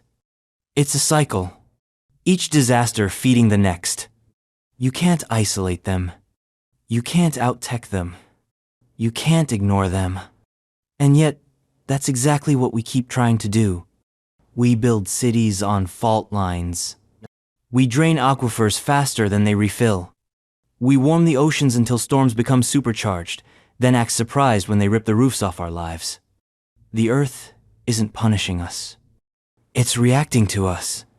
And our system-sour governments, our economies, our faith in the future are not built to withstand these reactions. We thought we could dominate nature. We couldn't even coexist with it. Now, the cracks are everywhere. In the ground, in the food chain, in the genome, in the foundation of civilization itself. This is what Jesus meant. Not just a time of scattered disasters, but a time when the planet itself becomes unpredictable. Famines in places that once exported grain. Plagues in cities built for comfort, not resilience. Earthquakes where the fault lines haven't shifted in a century. Various places, he said. No safe zones. No timeouts. No passes. The earth is global now. And so are its disasters. What once could be compartmentalized is now synchronized. A drought in China affects pork prices in Peru. An outbreak in Nigeria halts shipments to Europe. An earthquake in California ripples across every supply chain on Earth. You can't opt out. You can't wall it off. You can only live with it or die from it. And that's the terror of this prophecy. It's not just that bad things will happen. It's that everything can happen, everywhere, all at once. That no matter how rich you are, how powerful, how prepared you will feel it, in your bones, in your lungs, in your wallet, in your spirit. This prophecy isn't a storm cloud. It's the atmosphere changing. It's permanent. And if you think it ends with the earth shaking, think again. Because the earth isn't just groaning, it's screaming. And in the next prophecy, the sky joins in. Great commotions and signs from heaven. Luke 21:11, often interpreted as dramatic environmental changes. The ancients didn't have a word for climate change. No carbon dioxide metrics, no intergovernmental panel on anything. But they knew when the sky turned wrong. They saw the red moon and trembled, heard the wind moan through the canyons and called it a warning. Lightning struck dry earth, and it wasn't just a storm, it was a message. In Luke 21:11, Jesus speaks of great earthquakes in various places, and famines and pestilences. But then, almost as an afterthought, he drops this, "And fearful sights and great signs shall there be from heaven." Not stars falling, not angels descending, just signs. And in 2025, the sky is speaking. The heavens are not silent. They roar with fire and fury and floods. This is not metaphor. This is meteorology gone apocalyptic. Let's start with the tempests and great winds, a phrase Nostradamus used centuries ago. Poetic? Maybe. But in our timeline, it's accurate enough to be horrifying. Storms have mutated. They're no longer seasonal, no longer cyclical. They're supercharged. Hurricanes now come with new categories. Category 5 isn't enough anymore. They're breaking scales, redrawing coastlines. The wind howls not as a warning, but as a verdict. In 2025, we don't ask if a storm will hit. We ask where, when, and how badly. The Caribbean is hammered yearly. The Gulf Coast drowns over and over. Pacific typhoons slam into island nations like divine fists. And when the wind dies down, what's left behind? Mud, mold, bodies, and silence. Then there are the floods. Rivers overflowing their banks like arteries bursting under pressure. Entire regions submerged. Germany, Pakistan, Nigeria, Australia. The places change, but the pattern doesn't. Rain that should have been gentle now falls like punishment. Cities designed for stability sink like sandcastles. Subway systems become drowning chambers. Bridges snap. Power grids collapse. And the refugees keep coming. Not from war, from water. They call them climate migrants. But make no mistake, they're running from the sky. Because the floods don't just drown land. They drown plans, futures, nations. Now shift the lens to the opposite extreme. Droughts and scorching heat. Where the rains vanish, the sun moves in. But not the friendly sun of picnics and vitamin D. This is the death sun, the kind that cracks the earth and curls the leaves and makes livestock scream. Crops fail. Reservoirs drop. Rivers disappear entirely. And in the place of green, dust, bone, silence. From California to Central Asia, from the Mediterranean to the Mekong Delta, the story repeats. Temperature records are not being broken, they're being obliterated. Heat waves now come with death tolls. Countries with Mediterranean climates are experiencing what looks and feels like sub-Saharan trauma. And the wildfires? They're not just fires anymore. They're ecosystems collapsing in real time. Australia's Black Summer was only a rehearsal. The Amazon, once the lungs of the planet, now exhales smoke. Canada, Greece, California, burning like offerings to some ancient, angry sky god. Flames jump highways. Embers fly for miles. Smoke, blankets, continents. And the Earth's response? A shrug, a groan. A temperature tick upward. Every year. Without pause. This isn't just bad weather. It's a redefinition of the word weather. It's chaos. And then there's the air itself. Hildegard of Bingen, a medieval nun, once prophesied that the air will be polluted and the elements will change their state. A quaint metaphor? Number? A laser-accurate forecast of what 2025 breathes every single day. Smog isn't just a city problem. It's a planetary inheritance. Microplastics float in every breath. Particulate matter clogs lungs from Delhi to Denver. Children grow up coughing. Elderly die prematurely. Asthma rates soar. And beyond the lungs, the atmosphere itself. The ozone hole was yesterday's panic. Now the worry is the jet stream wobbling. The polar vortex shifting. The monsoons moving. All because the very air has changed. The wind doesn't blow where it should. Rain doesn't fall when it must. And when it does, it doesn't stop. This isn't just human-caused damage. It's celestial rebellion. The signs from heaven aren't subtle anymore. They're screaming. And they come with fire. Wildfires are the headline, but let's talk about solar flares. The sun isn't stable. It breathes plasma. Occasionally, it exhales in a direction that fries satellites, melts transformers, and plunges half a continent into darkness. Scientists warn that a Carrington-level event, a solar storm, capable of disabling the grid, is not a matter of if, but when. And what happens when the grid goes down? No phones. No logistics. No food. No money. No water. No peace. That's not science fiction. That's tomorrow morning. All it takes is one storm from heaven. The heavens are also throwing rocks.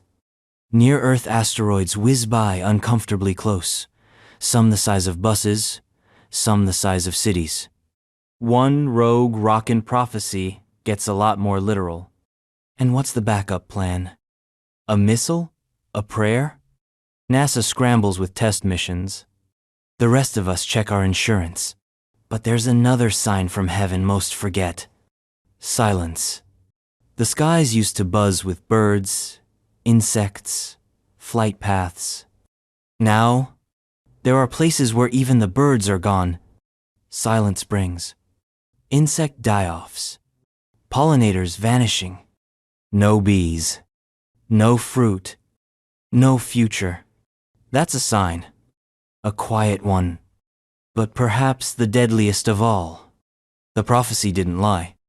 The signs are there. We just stop paying attention. Because when every day feels like a disaster, even heaven's screaming becomes background noise. But the ancients would have fallen to their knees. The ancients did fall to their knees. They didn't need charts or carbon reports. They looked at the sky and saw judgment. They saw correction. They saw a mirror. And what it reflected was us. Because the heavens don't change without reason. Not like this. Not this fast. Not this violently. So what's the next sign? What happens when the sky stops warning and starts acting? When the flood doesn't retreat? When the heat doesn't cool? When the air becomes weaponized? We're not just watching the signs. We're inside them, living in the footnotes of Luke 21. And the next prophecy isn't about what's above. It's about what's beneath. Because when the skies scream and the land burns, it's only a matter of time before the sea joins the chorus. The sea being in uproar and roaring. Luke 21:25, often interpreted as rising sea levels or powerful oceanic events. The ocean has always had a voice. In the days of the prophets, it whispered to fishermen and swallowed empires in storms. It gave life, and it took it back without apology. It was a boundary, a mystery, a god in motion. But now the sea doesn't whisper. It roars. Luke 21:25 offers a vision that few pause to decipher. Amid the celestial omens and distressed nations, it drops a phrase, the sea and the waves roaring. It sounds poetic until you realize it's happening right now, and there's nothing metaphorical about it. In 2025, the sea isn't a horizon. It's a threat. Not because it wants revenge, but because we've tampered with its balance. The oceans have absorbed more than 90% of the heat trapped by greenhouse gases. That's not a statistic. That's a slow-boiling apocalypse. Warmer oceans mean supercharged hurricanes, higher storm surges, dead coral reefs, acidifying water, vanishing fish, and melting ice. And every one of those means death, just wearing different costumes. Let's start with the most cinematic symptom: rising sea levels. It's no longer a projection. It's a headline. Coastal cities, those symbols of civilization, are slowly, inexorably drowning. Jakarta is sinking so fast, Indonesia is building a new capital. Miami floods even on sunny days. Bangladesh loses villages annual swallowed by tides, never to return. Venice, the once mythical city of water, now watches the water climb higher with each tourist season, like a countdown. These aren't disaster zones. These are populated zones. Millions live here. And every inch the sea rises redraws the map. Now picture this. It's not just water, it's salt. Saltwater intrusion is poisoning aquifers, ruining crops, corroding infrastructure. Freshwater sources are tainted. Soil becomes unusable. Generational farmland turns into marsh. The people don't wait to die. They move. And when they move, they don't bring just bags, they bring political consequences.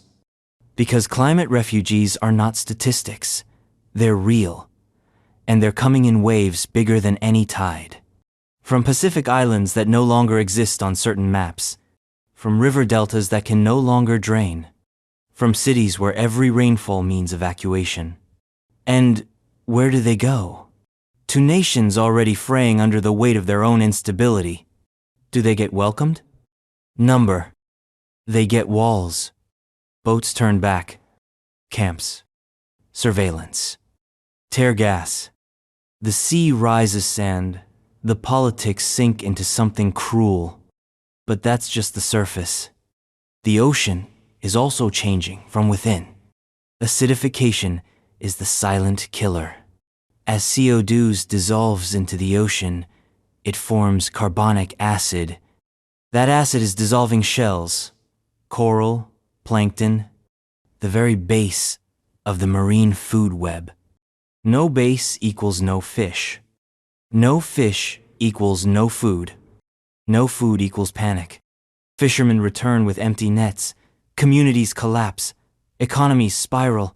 And nations with coastlines instead of armies begin to vanish, not to invasion, but to hunger. Coral reefs are the tropical rainforests of the ocean. They host 25% of all marine life. They are dying in colorless silence. Bleached, starved, broken. Once they're gone, they don't come back. Tourism collapses. Fisheries collapse. Coastal protection vanishes because coral isn't just pretty. It breaks the wave. Without it, the full force of the ocean hits the land like a sledgehammer. Now let's talk storms. Because when Luke said the seas would roar, he meant it. And the 21st century storms don't play fair. Cyclone Idai, Hurricane Harvey, Typhoon Haiyan, Superstorm Sandy, each one a case study in oceanic wrath, and each one dwarfed by the ones that followed. The storms now spin longer, travel further, drop more water, push more surge, and hit places that aren't ready. New York, London, Tokyo, Lagos, Mumbai. No city is immune, and all the sandbags in the world can't stop a wave that stands 10 feet taller than your seawall. But there's a twist to the prophecy. A cruel irony. The oceans aren't just rising. They're also slowing down. The Atlantic Meridional Overturning Circulation, AMOC, the conveyor belt of ocean currents that regulates temperature across continents, is weakening. If it shuts down, Europe freezes, Africa dries, South America burns. Monsoons fail, crops die, patterns collapse. The sea doesn't have to roar loudly to kill. It can kill with a whisper, a nudge, a current just slightly out of place. This is what makes the prophecy so precise, so terrifying. It didn't say the sea would rage. It said it would roar. And roaring isn't just sound. It's a presence, a force, a thing that cannot be ignored. In 2025, the oceans have become unrecognizable. Plastic islands the size of Texas drift in the Pacific. Oil slicks coat coral reefs like funeral shrouds. Microfibers choke fish, birds, even humans. The water, once a symbol of purity, is now a weapon, a delivery system for poison, an engine for collapse. And still, we treat it like a dump. The sea is in uproar because we forced it to be. We plundered it, polluted it, warmed it, ignored it, and now it responds. Not out of malice, out of inevitability, out of the laws of physics and thermodynamics and the ancient balance we broke for convenience. And still we ask, why is this happening? The prophets knew. They didn't need satellite data. They saw the cycles. They heard the echoes. They understood what we have forgotten. You cannot dominate nature, only delay its response. But once the oceans move, you do not reason with them. You do not buy them off. You do not sue the tide.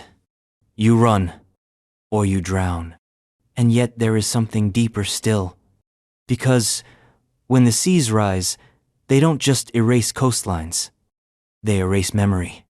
Cultures, languages, histories, temples swallowed, graves washed away. Entire civilizations lost beneath the surf. Atlantis isn't a myth. It's a pattern. And it's repeating, 1 inch at a time. The sea is not the enemy. The sea is the warning. And the next prophecy doesn't rise. It burns, fires consuming the land. Various ancient prophecies concerning destruction. Fire is the final answer, the ultimate punctuation mark in Earth's long, tragic sentence. No other element claims such immediate, cinematic violence. No other force strips a landscape so completely of life, identity, and memory. The prophets knew this. They didn't just fear war or famine or plague, they feared fire. And they didn't need to see a wildfire engulfing a satellite image of California to know what it meant. They saw it in dreams, in visions, in the red tint of the sun during harvest season, in the way ash lingers on a breeze like the ghost of a future catastrophe. They saw a world where fires shall consume the land. That world is now. In 2025, fire isn't an accident. It's an inevitability. It stalks continents like a patient predator. It doesn't discriminate between rich and poor, north and south, sacred and profane. It takes what it wants, and it wants everything. Let's start with the obvious. Wildfires. They used to be seasonal, predictable, even manageable. Now, they're year-round. They're unstoppable. They're evolving. The wildfire season in Australia now stretches for 9 months. California's forests don't sleep anymore, they smolder. Greece, Portugal, Turkey, Algeria flames leap from one country to the next, like revolutionaries with passports. Even Canada's stoic, evergreen, snow-covered Canada has turned orange. In 2023, Canadian wildfires sent so much smoke south, Manhattan looked like Mordor for a week. And that was just a preview. These fires are not just bigger, they're hotter, faster, stranger. Firefighters now speak of fire tornadoes, of megafires, of walls of flame too hot for water to extinguish. They don't fight fires anymore. They contain what can't be conquered. But the heat isn't limited to the forest. It seeps into cities. Urban heat islands turn concrete into kindling. Abandoned buildings burst into flame. Power lines snap and spark. And once the fire starts in a city, it doesn't just destroy infrastructure, it exposes weakness. Evacuation plans that don't work. Water systems that can't cope. Politics that stall while people burn. Ask Lahaina. Ask Paradise. Ask any town now reduced to a street sign, a chimney, and a patch of melted metal where homes used to stand. The aftermath isn't just a sheet's trauma. Communities that never recover. Insurance that never pays out. Lives reduced to GoFundMe links. And all of it traced back to the same story. Heat, drought, neglect. The fire isn't an anomaly. It's the system functioning exactly as it was designed. Because here's the uncomfortable truth. We made it flammable. We drained wetlands, paved over buffers, built homes in danger zones because the view was good. And now we pretend we're surprised when the earth catches up with the invoice. But wildfires are just the beginning. Because the prophecy didn't say a few forests. It said the land. And fire is burning more than trees. It's burning crops. In India, heat waves now kill wheat before it can be harvested. In sub-Saharan Africa, dry lightning turns farmland into cinder. In California, entire orchards go up in smoke overnight. Agriculture isn't just being threatened, it's being erased. The supply chain doesn't survive a firestorm. Neither does the future. But go deeper. Fire doesn't just kill. It contaminates. The smoke doesn't just smell but it chokes cities. Asthma spikes. Lung cancer increases. Mental health deteriorates. People live under an orange sky for weeks. Their bodies confused. Their brains anxious. Their pets silent. The fire is in the lungs now. In the blood. In the fetal tissue of babies born too early, because the air itself betrayed them. And what caused it? A lightning strike? A cigarette? A gender reveal party? Number? The climate. And we made that. We fed it with carbon. Let it bloom in the atmosphere. Watched the global thermostat climb while we argued about stock portfolios. And now the fire comes home. The ancients wouldn't be shocked. They warned us. They called it judgment. We call it July. But it's not just the physical fire. It's the metaphorical one. The fire of division, of extremism, of nations torching treaties, pacts, relationships, of people burning bridges because the algorithm told them to. This too is prophecy. Because fire is also a symbol of cleansing, of destruction, of rebirth through pain. And in 2025, everything is burning. Literally and figuratively. The environment, the economy, the culture, the truth. The forests scream. The sky blushes red. And we scroll past it thinking, it's not here yet. Until it is. Until the smell of cinder enters your living room. Until the evacuation notice pings on your phone. Until the power grid fails. Until the horizon glows with the color of collapse. And when you flee, you're not just escaping a fire. You're escaping an age. One where fire is no longer a threat, but a constant. So what do? You move. And where do you move? To the coast? To the city? To the mountains? Doesn't matter. Because the next prophecy isn't about the air. It's not about fire. It's about land. Land that vanishes. Land that isn't burned, but submerged. Land being submerged. Ancient myths and prophecies of Atlantis. Like events.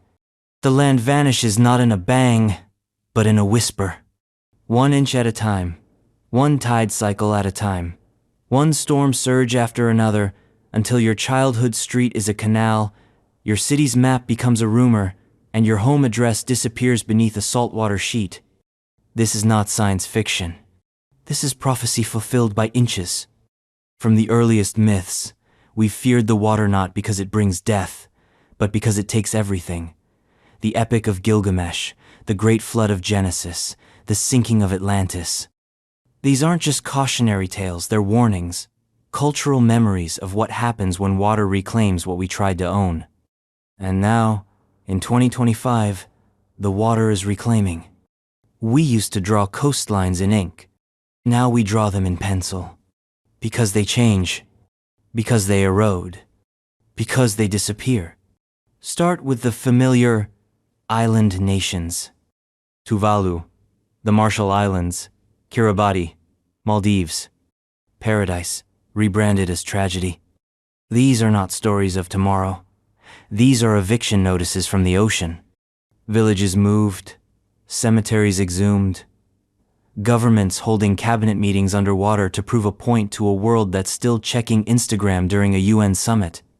These nations are not just losing land, they're losing identity. Citizens become climate ghosts, people of nowhere, stateless, floating in legal and physical limbo. And once an entire country goes underwater, what happens to its sovereignty? To its passports? To its flag? We don't know. We never planned for Atlantis 2.0.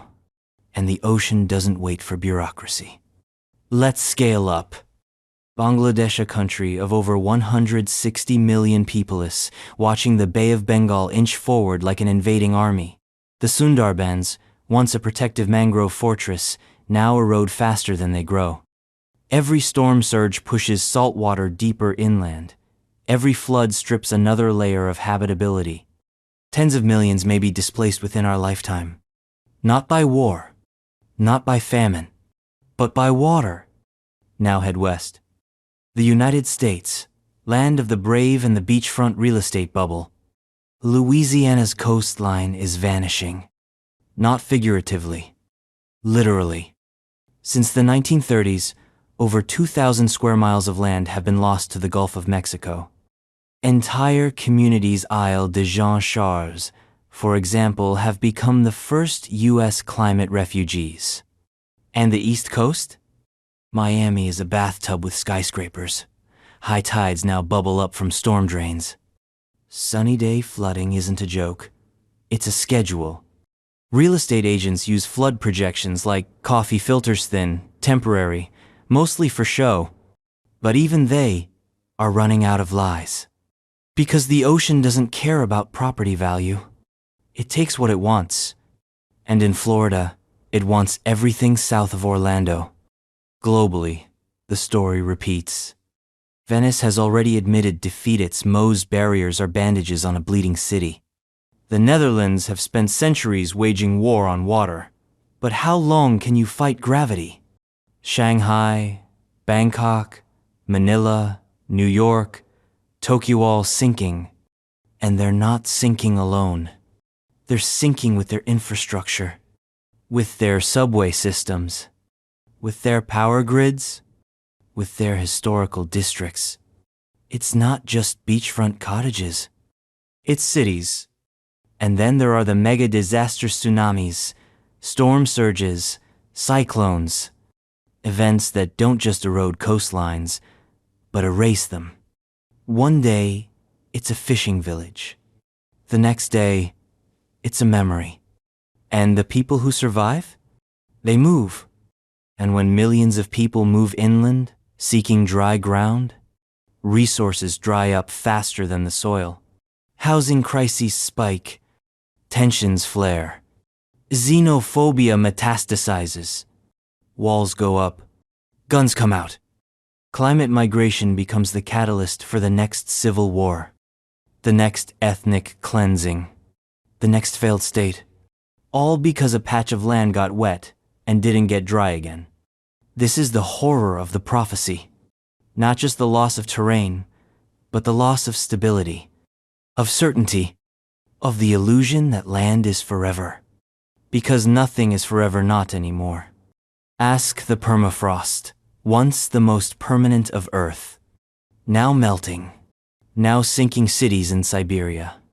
Now coughing up methane into the atmosphere like a death rattle. And in that thaw, ancient diseases, frozen corpses, secrets. But let's go deeper. The idea of land being submerged isn't just about rising seas. It's about sinking hearts. It's the psychological erosion that happens when your home dissolves into the ocean and no one cares. It's the slow trauma of watching your childhood street become uninhabitable. It's the quiet horror of elevation maps replacing family photos. Ask anyone who's lived through it. They'll tell you, it's not the flood that breaks you. It's the aftermath, the mold, the insurance denial, the bureaucratic indifference, the refugee camps with no tents, just paperwork, the neighbors who scatter, the landmarks that vanish, the ghosts that linger. We were told the world would end in fire. We forgot that it might drown first. And yet, we don't stop building. Don't stop consuming. Don't stop denying. We treat the ocean like it's optional, like it's a line on a map. But the ocean is not a line. It's a tide. And that tide is rising. 1 inch is all it takes. 1 inch, and your sewer backs up. 1 inch, and your basement floods. 1 inch, and your farmland salinates. 1 inch, and your borders become meaningless. And those inches? They're coming faster. 3 millimeters per year. Then 6. Then 10. Then you stop counting. Because it doesn't matter anymore. Because the levees are overtopped. Because the sandbags don't hold. Because the future you planned for no longer exists. This is not a sudden collapse. This is erosion. Of land. Of nation. Of memory. Of myth. Because even myths have limits. Atlantis was once a warning. Now it's a precedent. And what comes after land is submerged? What rises in its place? The answer isn't Atlantis. It's instability. It's desperation. It's survival at any cost. And when desperation takes root in the cities, the prophecy changes tone. Because the next chapter isn't about water. It's about where it all breaks next. And where it breaks is where we live. Disasters striking cities. Nostradamus, often referring to specific cities but generally hinting at urban catastrophes. Cities weren't meant to last forever. They were meant to impress, to dominate the horizon, to reach outward monuments to human arrogance in concrete, glass, and steel. But under pressure, they shatter like porcelain. And in prophecy, they fall like dominoes. Nostradamus, with his veiled verses and cryptic curses, didn't just talk about kings and stars.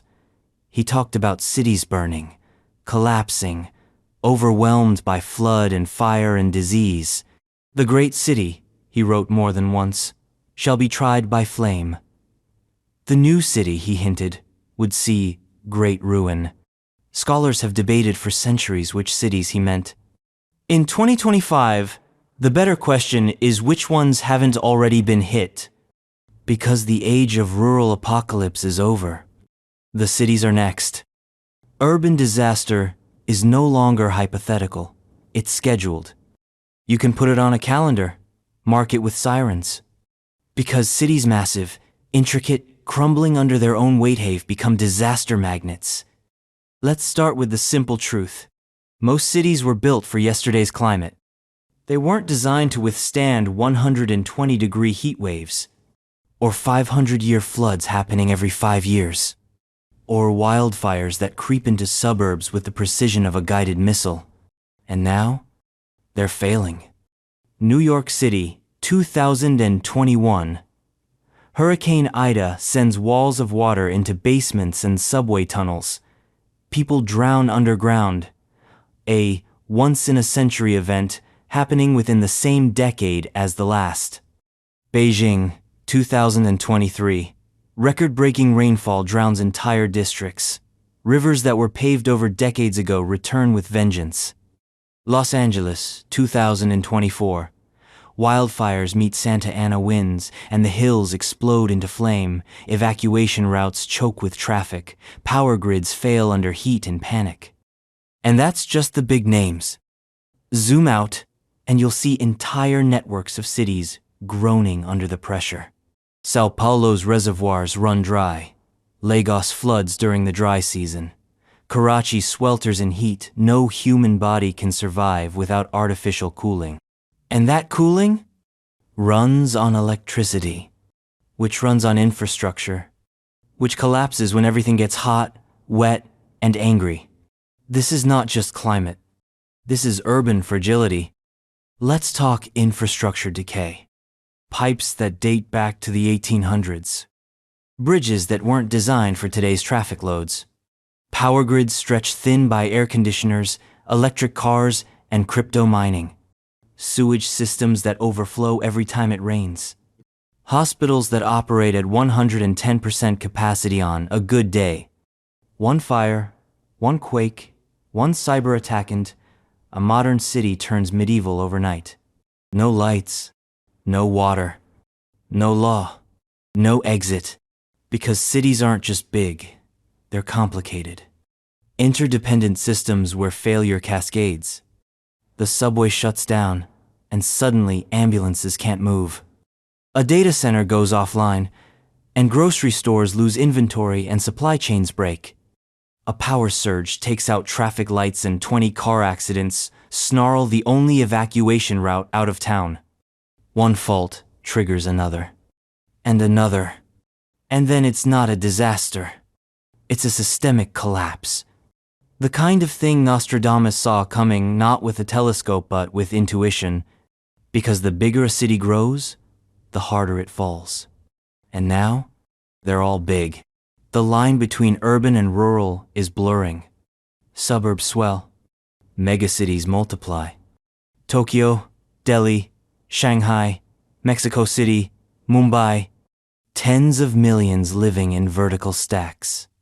Dependent on a grid they don't understand. A supply chain they don't control. And a government they don't trust. In 2025, the modern city is not a fortress. It's a trap, built upward, not outward. Every citizen one broken elevator away from chaos. But disasters aren't just physical. They're psychological. Fear spreads faster than fire. Rumors become riots. Fake news becomes civil unrest. One tweet about poisoned water and, suddenly, 10,000 people stampede a gas station. Cities become pressure cookers. And most of them already have a flame lit underneath. Let's not forget the economic disasters. When the market crashes, it's not Wall Street that suffers, it's the food trucks, the nurses, the service workers. When rent spikes, homelessness surges. And when homelessness surges, so do despair, crime, desperation. Tent cities now ring the shadows of luxury skyscrapers like ghosts tapping on the windows. Every day, a tale of two cities stacked on top of each other. Then there's surveillance. The city watches you now, with cameras, with drones, with predictive policing algorithms, in the name of safety. But what happens when the system goes rogue? Or when the disaster makes it go blind? Who watches the watchers? Who decides who gets rescued first? Because in a citywide catastrophe, not everyone gets saved. There are triage algorithms, evacuation priority lists, hospitals with protocols for resource scarcity, and what those protocols say, in plain language, is this. If you're poor, you die first. If you're disabled, you wait last. If you're undocumented, you vanish. This too was prophesied if, not in scripture, then in precedent. And don't forget the digital disasters. A cyber attack takes down the power grid in a city like London or Chicago, and suddenly nothing works. Hospitals, traffic, banks, phones. And then what? Looting? Panic? Probably. But maybe worse, silence. A city unlit, unpowered, unconnected. That's not dystopia. That's this weekend if the wrong server gets fried. And when it happens, you won't get a warning. You'll get a lag. Then darkness. Then heat. Then the roar of 1,000 generators failing at once. Then sirens. Then nothing. Nostradamus didn't name our cities. He didn't have to. He saw the pattern. He saw the fragility baked into the complexity. He saw what we call civilization as a matchbox soaked in gasoline. And the match could be a storm, could be a hack, could be a mistake, could be tomorrow. Because cities, for all their lights and progress and pride, were always built on a promise that tomorrow would work. But prophecy doesn't care about promises. It cares about patterns. And the pattern is clear. We built monuments to ourselves, and now they tremble. But the earth doesn't just shake steel and concrete. It groans. And when it groans, it means something deeper, something old. The next prophecy isn't about cities falling. It's about the world itself crying out. The earth groaning, Romans 8:22, often interpreted as the suffering of creation. For we know that the whole creation groaneth and travaileth in pain together until now. That's Paul, Romans 8:22. 2,000 years ago, he wrote those words while staring out at a world he couldn't possibly have imagined, a world without electricity, satellites, or supercomputers. A world where Rome reigned, the oceans were unexplored, and the stars above still seemed like pinholes in a canvas stretched by God's own hands. And yet, somehow, he described 2025 perfectly. Because the earth is groaning. Not whispering, not humming, not quietly shifting. Groaning. With a sound so deep, so constant, so all-consuming, we no longer even hear it. It has become the baseline noise of civilization, the pain of a planet pushed past its design. It groans in forests reduced to embers, in oceans choked by plastic, in deserts that used to be gardens. It groans beneath our highways, our cities, our minds. It groans as species vanish like dreams upon waking birds, bees, bats, frogs, fish, all flickering out before we even finish naming them. The earth groans in a language not of syllables, but of signals.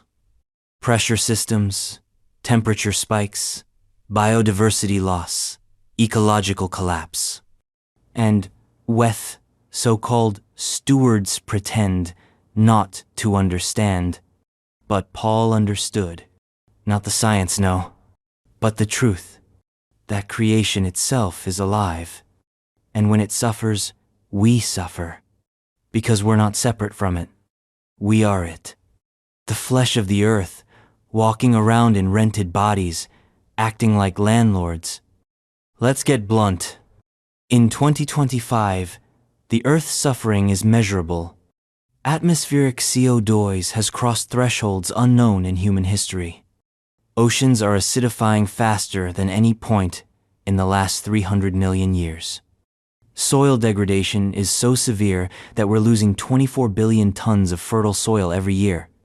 Pollinators, the insects and birds responsible for a third of the food we eat, are dying in silence. But stats don't groan. The earth does. It groans in earthquakes caused not by nature but by fracking. It groans in floods caused by deforestation. It groans in megafires, in landslides, in glaciers cracking and plummeting into the sea like entire chapters of the planet's memory vanishing. And sometimes it groans through things we can't explain. Mass die-offs of marine life. Birds falling from the sky. Cows suddenly collapsing in pastures. Lights in the sky, hums in the deep, patterns we don't yet have tools to interpret. That's the prophetic part. Because Paul didn't say the earth would break. He said it would groan. In pain. In anticipation. In labor. As if something were coming. Or trying to come. And that, perhaps, is the most terrifying part, because labor implies birth. What is being born? What are we midwifing with every emission spike, every oil spill, every wetland paved over for a mall? It's not a utopia. It's not salvation. It's something monstrous. An earth no longer habitable. An atmosphere laced with microplastic snow. A biosphere full of invasive species and empty of the original ones. A silence where once there was song, bird song, whale song, the song of balance. The earth is not just groaning because we're hurting it. It's groaning because it remembers a time before us. A time when it wasn't suffocating under our ambition. And it wants that time back. There's something ancient in that pain. Something beyond politics, beyond culture, beyond profit. An ache as old as volcanoes. As pure as ice. A call not just to stop, but to atone. But we don't listen. We mitigate. We offset. We brand collapse as resilience. Corporations plant a tree for every barrel burned. Governments launch carbon credit schemes while approving new pipelines. We keep building while the earth begs us to pause. To feel. To change. To remember. But we won't. Because we don't believe the earth is alive. Not really. We say it like poets, but live like parasites. We forget that the wind used to speak to us, that the rivers used to guide us, that the animals used to warn us. Now, they scream, but the screams are statistics. And we turn the page. Paul didn't give a solution. He just named the pain. He acknowledged the tension and said, it's not just humans groaning, it's everything, all creation, the trees, the coral, the permafrost, the cloud forests, the lakes drying in silence, the mountains losing their snowcaps, the forests that breathe carbon but choke on heat. This isn't spiritual metaphor anymore. This is environmental reality. The earth is in labor, and what it births will not be kind. Because this prophecy is not about punishment. It's about consequence. We broke the balance. We ignored the signs. We worshipped growth. And now the ground beneath us groans like a mother, exhausted by an ungrateful child. And still, we push harder, dig deeper, deny louder. But the groaning won't stop. It will only get worse. Until the ground opens, the sky darkens, the wind howls, and all that's left is what was always coming, the consequence. But even that isn't the end. Because if the earth groans, then the sky burns. And what falls next doesn't come from this world. Destruction from the sky. Various apocalyptic prophecies, often interpreted as meteorites or divine wrath. The sky has always been our theater of fear. It's where gods live, where omens dance, where doom descends with no warning, no pattern, no apology. From ancient tablets in Babylon to cave paintings scratched into stone, humanity has always watched the sky not just for stars, but for signs, for the end. And in nearly every apocalyptic tradition, something falls from above. Call it fire from heaven. Call it the stars falling to earth. Call it divine wrath. The phrasing changes, but the vision is always the same. Destruction from the sky. The ancients saw it in flashes. They didn't have NASA, but they had eyes. And when a meteor ripped across the heavens, they didn't call it a coincidence. They called it a warning. In 2025, we call them near-Earth objects. Asteroids. Comets. Space rocks the size of cities, floating silently in the void, just a few million miles away, a cosmic hair's breadth. And we think we've got it handled. We've got databases, telescopes, trajectories tracked by software. We name these death rocks like Petz Apophis, Bennu, 2023 DW. We think giving them names makes them less dangerous. But here's the truth, we don't see them all. Not even close. Thousands go unnoticed every year. Some come from the sun's direction, blinding our telescopes. Some are dark as coal, blending into the void. Some are fast, very fast. And if even one of them comes in hot, we won't get an extinction event.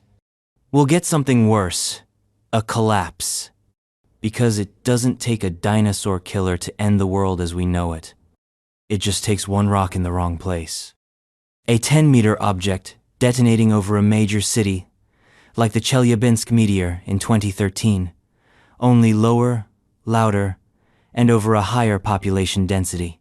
One mid-air explosion could shatter windows across 5 boroughs, trigger heart attacks, collapse infrastructure, and spark panic that spirals into something far bigger. And what if it lands? Imagine a rock the size of a school bus slamming into the ocean at terminal velocity. A localized tsunami. A shockwave. Supply chains severed. Internet lines snapped. Insurance companies going belly up overnight. The economic aftershock might outpace the physical one. Now scale up. A 100-meter asteroid hitting land. Not extinction, just annihilation of everything within 500 square miles. And here's the terrifying detail. We wouldn't stop it. We couldn't. Because stopping it requires time. Time to detect, time to prepare, time to act. And we don't have that. Even if we did detect it early, the best case scenario in 2025 is a deflection test. Maybe. No Bruce Willis, no space shuttles, just math, nukes, and guesswork. And the odds? Let's just say Vegas wouldn't take the bet. But let's expand beyond rock and fire. Because destruction from the sky doesn't have to be cosmic. It can be man-made. Our own wrath, falling back on us. Space debrisons of thousands of dead satellites, rogue boosters, metal shards hurtling around Earth at 17,000 miles per hour. The Kessler syndrome. One collision becomes 2, becomes 50, becomes a cascading ring of death that takes out GPS, telecom, and weather satellites in a matter of days. No maps, no phones, no weather forecasts, no global coordination. Just digital blindness. That's destruction from the sky, too. And then, there's the weaponized version. Ballistic missiles. Hypersonic gliders. Kinetic rods. Rods from God. Tungsten telephone poles dropped from orbit at Mach 10, hitting with the force of a nuclear explosion, but without the radiation. Still think prophecy sounds dramatic? Because prophecy doesn't require fireballs. It just requires impact. A satellite hacked. A re-entry vehicle gone rogue. A hypersonic missile misfired. A mistake. A malfunction. A flash of light over Seoul, or Taipei, or Tel Aviv.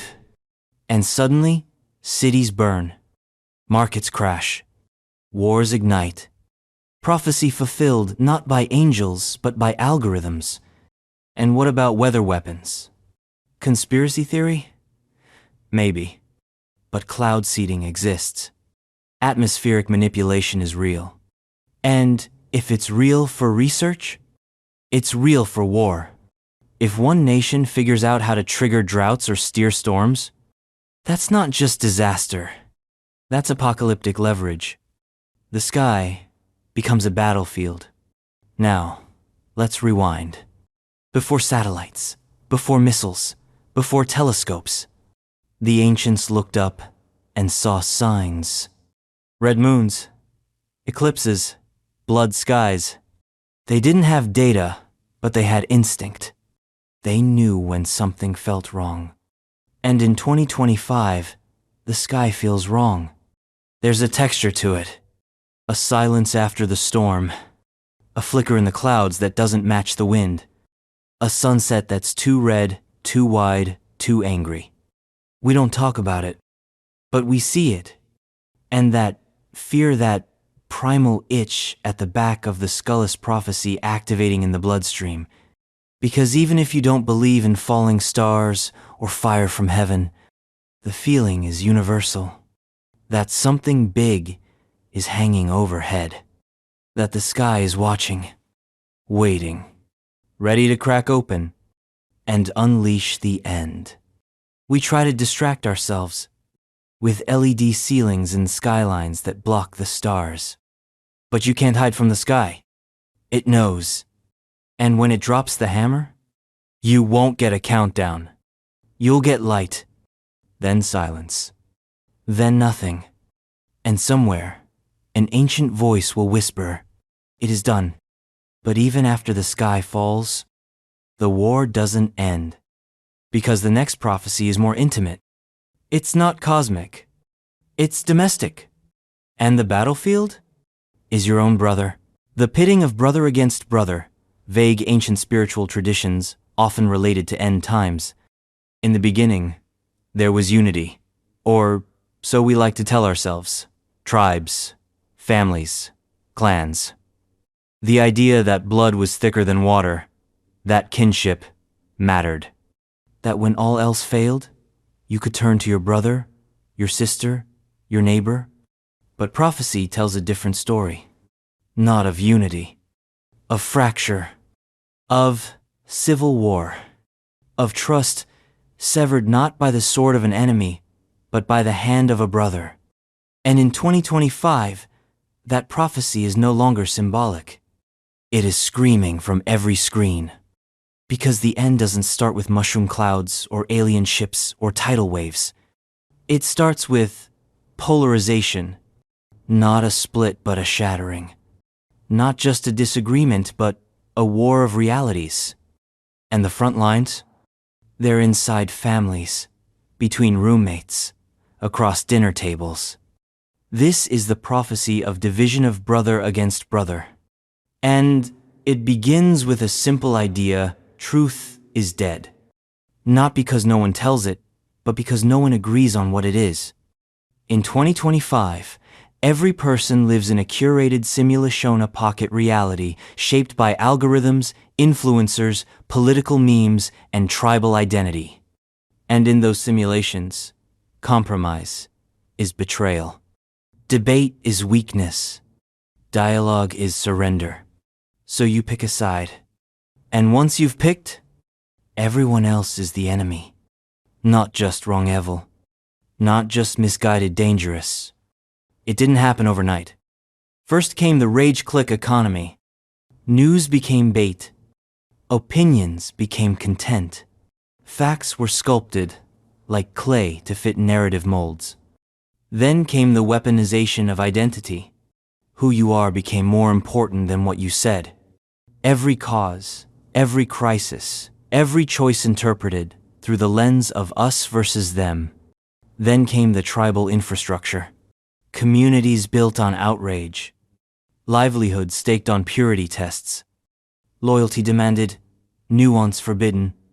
Suddenly, being wrong wasn't just incorrect, it was unforgivable. People began to vanish not physically, but socially. Cancelled, ghosted, blocked. Entire families torn apart over Facebook posts. Weddings boycotted over tweets. Thanksgiving dinners turned into battlefields. And beneath it all, a tension growing so sharp, so deep, so permanent it no longer felt like disagreement. It felt like civil war. But not with uniforms. With memes. With voter suppression. With low-key sabotage and high-key rhetoric. Prophecy didn't see the internet coming, but it saw the consequences. Brother against brother. Sister against sister. Citizen against citizen. The slow unraveling of trust. And here's the worst part. It's not coming. It's here. In 2025, multiple countries are already in soft civil wars. Not declared, not official, but real. With militias training in forests. Politicians endorsing violence as patriotism. Law enforcement fragmented along ideological lines. Elections no longer seen as decisions, but as existential showdowns. Win or die, dominate or be erased. And when that's the mindset, the idea of a shared nation dies. And in its place, tribes with state budgets, armed, angry, righteous, brother against brother. And what fuels it? Fear. Fear of change. Fear of irrelevance. Fear of being replaced, erased, made obsolete. And that fear is profitable. Media sells it. Politicians fundraise off it. Social media feeds on it. Because fear is engagement. And engagement is money. So the cycle intensifies. And the center collapses. Moderates get squeezed out. Centrists become targets. The middle becomes a no man's land. And once you've demonized half your country, the step to violence is short. A protest turns into a riot. A police shooting turns into a siege. A false flag spreads through Telegram. Suddenly, there are lists, targets, ideological purges, and all of it justified as defense. Because in this civil war, everyone thinks they're the hero. But prophecy isn't interested in sides. It only sees the outcome. Ruins. Trust turned to ash. Neighbors reporting each other. Sons turning in fathers. Wives betraying husbands. Churches split. Schools divided. Even the military, once above politics, begins to fracture. Who does the army serve when the nation is split? Whose orders do they follow? Which oath do they honor? That's not a hypothetical. That's the whisper behind every closed-door briefing right now. And the answer? No one knows. Because no one planned for this. Because the system assumed we'd never hate each other this much. But here we are. Prophecy doesn't just say society will fail. It says society will tear itself apart from the inside out. Not with bombs, but with betrayal. With slogans. With snide remarks that escalate into character assassination, then into real violence. And it's global. Not just one nation. Not just one election. This pattern has gone viral. France, Brazil, India, Russia, the US, the UK, Iran, Israel. Everywhere, the same story. Urban versus rural. Old versus young. Tradition versus progress. Religious versus secular. Insider versus outsider. Left versus right. Brother against brother. But what makes this prophecy uniquely horrifying is that it feels justified. People don't turn on family for no reason. They do it because they believe they're saving them. Or saving themselves from them. That's how deep the brainwashing runs. That's how twisted the timelines have become. Even love becomes a weapon. Even empathy becomes suspect. The human species, so proud of its reason and civilization, reduced to rival camps hoarding ammo and memes, muttering conspiracy theories while the earth itself burns in the background. And when it all boils over? When brother finally strikes brother? When the blood hits the pavement? That's when prophecy spits its final punchline. This was always how it ends. Not with an alien invasion. Not with an asteroid. But with a disagreement too deep to forgive. With a family that forgot it was one. And what rises out of that blood? Out of that tribal wreckage? Not peace. Not yet. First, something else. A force. A figure. A rival. A king. The next prophecy doesn't divide us. It unites us through fear. Because now, a new adversary rises. From the east, the rise of a formidable adversary from the east. Often interpreted from vague descriptions in Nostradamus or other ancient texts. In prophecy, directions matter. North is cold and stern. South is lush and wild. West is where the sun dies. But east? East is where power sleeps, and eventually, always, wakes up. The prophets saw it in dreams, a great adversary rising with the morning light, marching westward like a shadow cast by the dawn, a figure cloaked not just in might, but in inevitability. Nostradamus hinted at it. Ancient seers in Persia, China, and India foretold it. Even biblical whispers speak of kings from the East, unified, calculated, relentless. And in 2025, it's no longer metaphor. It's happening. A new power block. A fresh gravitational center. Not built on chaos, but on order. Not on freedom, but on control. The West once assumed it would rule forever. That capitalism, democracy, and Hollywood would be enough to bind the planet. But the pendulum swings. And the East? It never forgot. While the West broadcasted its decline in high-definition wars, reality television, civil unrest the East retooled. Quietly, intentionally, it didn't just rise. It waited. And now, the prophecy unfolds in boardrooms, battlegrounds, and back-channel meetings. Because the formidable adversary isn't just a person. It's a system, a worldview, an alternative path. And it's gaining followers. Let's break it down. In 2025, China is no longer rising. It has risen. Its influence spreads like ink through water trade deals, infrastructure projects, satellite launches, cyber networks. It doesn't need to invade, it simply invests. The Belt and Road Initiative has snaked its way into the economies of over 140 countries. Ports, railroads, power stations, data cables. The strings of globalization now rewired to Beijing.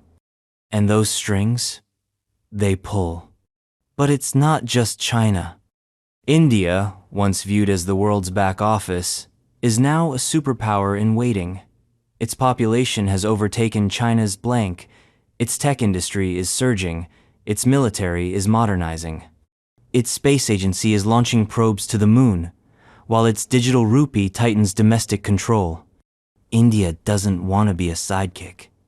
It wants to be a pole. And it's not alone. Across the East, new alliances are forming. The Shanghai Cooperation Organization, the BRICS bloc, the Regional Comprehensive Economic Partnership, these are not just acronyms. They are fault lines. Lines that divide the old world order from what's coming next. Lines that split the earth not by ideology, but by power centers. And in this new map, the West is no longer the sun. It's a fading star. And in its place? An adversary not of chaos but of calculated ambition. Prophecy didn't say this adversary would destroy the West, only that it would eclipse it. Economically, culturally, militarily, and, most terrifyingly, morally. Because for millions around the globe, the East's model of surveillance, censorship, and centralized control doesn't look dystopian. It looks efficient, stable, safe. The trains run on time. The riots don't happen. The virus stays contained. Who cares about free speech when your city's underwater? Who cares about elections when the shelves are empty? Democracy is hard, slow, messy. Autocracy when well-fed and well-funded starts to look like order. And the formidable adversary? It offers that order. Not just at home, but abroad. Through data, through satellites, through partnerships that look like handshakes but feel like handcuffs. And where the West once evangelized freedom, the East exports software, face recognition, credit scores, social stability scores, governance as a service. Buy now, obey later. And it's working. African nations are signing up. Latin American cities are importing cameras and ideology. Middle Eastern regimes are adopting hybrid models Sharia plus software. And even Europe flinches, caught between alliances and gas pipelines. This is the prophecy in motion. Not with spears, with spreadsheets, not with chariots, with semiconductors. But here's the twist. The adversary isn't monstrous. It's familiar. It's rational. It's modern. It's what the West could have been, had it chosen control over chaos. Had it valued discipline over freedom. Had it embraced unity over individualism. And so the mirror turns. The formidable adversary isn't just rising.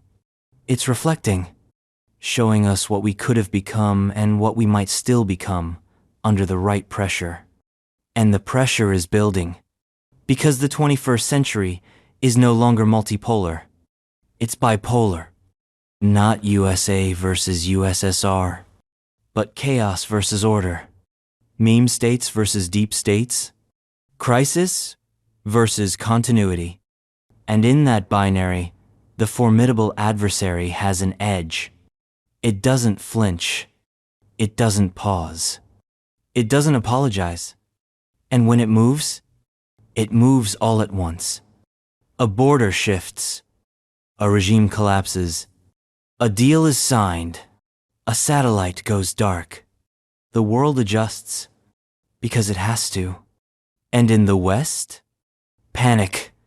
Confusion. Blame. Freedom of speech becomes shouting. Freedom of press becomes sponsored content. And leadership? It becomes a game of hot potato. But prophecy doesn't care about blame. It cares about consequences. And the consequence is this.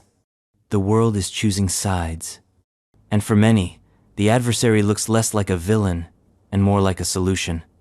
But there's a deeper layer. A prophecy underneath the prophecy. Because what makes the adversary so formidable isn't just its power. It's its timing. It rises when the world is weakest. When war and climate and division have cracked the foundations, it rises as a balm, as a savior, as an answer. And those who resist, they're not seen as brave. They're seen as obstacles. And obstacles, they get removed. Quietly, efficiently, without fanfare. And once they're gone, the world moves on. And the adversary smiles. Not in triumph, but in inevitability. Because this was always the plan. And prophecy only told part of the story. Because once this adversary locks in its control, war doesn't end. It evolves into something new, into something silent.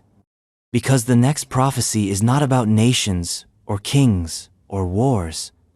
It's about weapons the prophets couldn't even imagine. Weapons of thought, of code, of invisible fire, new forms of warfare, implicit in prophecies about escalating conflict. The prophets didn't need to know what cyber warfare was to see it coming. They didn't need the word drone, or AI, or quantum. All they needed was the feeling that in the end times, war wouldn't look like chariots on a hilltop. It would look like something else. A war of minds, not muscle. A battlefield without borders.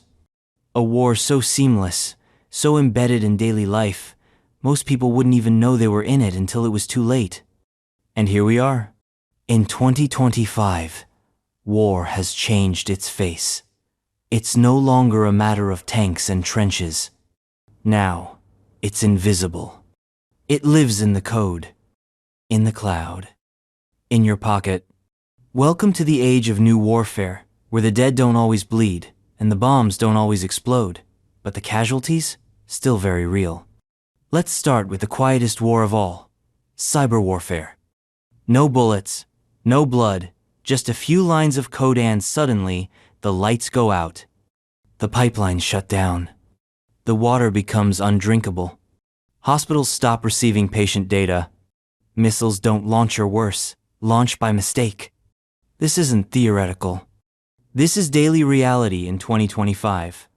Nation-states don't need to invade anymore. They just need your password or your software update schedule. Or your underfunded IT department.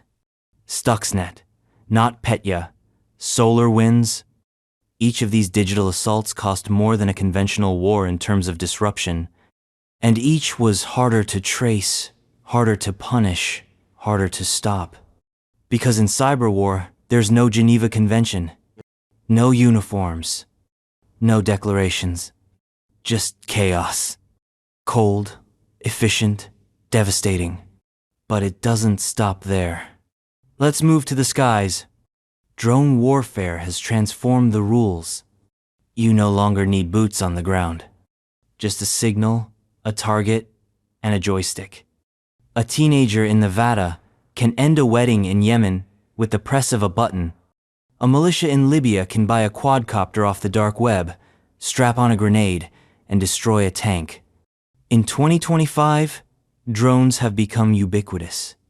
They're not just military, they're commercialized. Available, cheap, disposable, drone swarms can overwhelm defenses. Autonomous killbots, once relegated to sci-fi, are now being tested in classified hangars. And the scariest part? No one agrees on the rules.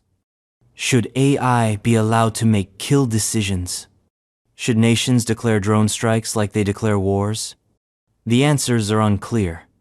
The implications are not. This is prophecy fulfilled in high resolution. Unmanned, unblinking death from the sky. And we're only getting started. Because the newest front line isn't up in the air. It's in your brain. Information warfare is the war of attention, of belief, of meaning. And it's the most dangerous of all. Because once you control someone's perception of reality, you control everything. In 2025, disinformation is weaponized at scale. Fake news isn't just clickbait, it's strategy. Deepfakes distort truth so perfectly that video evidence means nothing. AI-written articles flood the net with tailored propaganda. Memes become tactical psyops. And who's behind it? Everyone. Governments, troll farms, political campaigns, rogue actors, even algorithms themselves. And the targets? Everyone with a screen. Which is to say, everyone. You don't need to hack a power grid if you can hack trust. If you can convince a population that the election was rigged, that the virus is fake, that the enemy is next door, then you don't need war. The people will destroy themselves. Brother against brother amplified, monetized, manipulated. And the battlefield is your feed. But the arms race hasn't stopped. Artificial intelligence is the new nuclear. Nations aren't just developing better AI, they're militarizing it. Battlefield drones that learn in real time, cyber defense systems that auto-respond without human oversight, autonomous surveillance networks that monitor entire cities, predictive policing tools that determine guilt before a crime occurs. AI doesn't blink, doesn't pause, doesn't ask ethical questions. It optimizes, and if you tell it that the enemy is X, it will find and eliminate X fast, without remorse, and without accountability. Because how do you try a machine for war crimes? How do you sue an algorithm? How do you appeal a decision made at the speed of light? These are not future questions. These are 2025 questions, and they have no answers.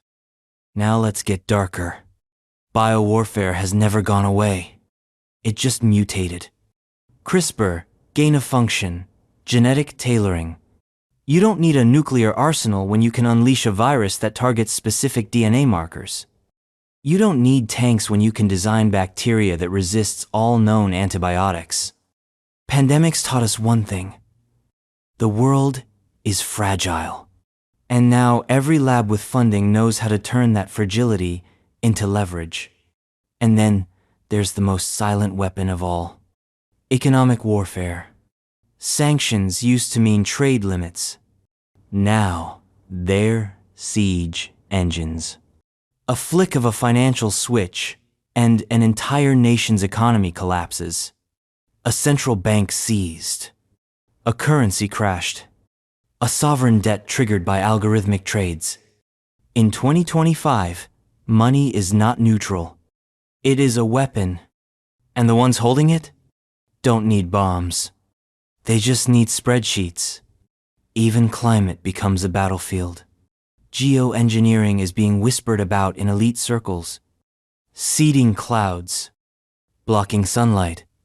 Redirecting monsoons. The tools of a god in the hands of a government. What happens when one nation's solution causes another's drought? What happens when climate becomes intentional? Then every hurricane becomes a suspect. Every heat wave, a threat. The weather forecast becomes classified, and the war becomes permanent. Because none of this is temporary. This is the new normal. This is what the prophets warned about, in metaphors and riddles.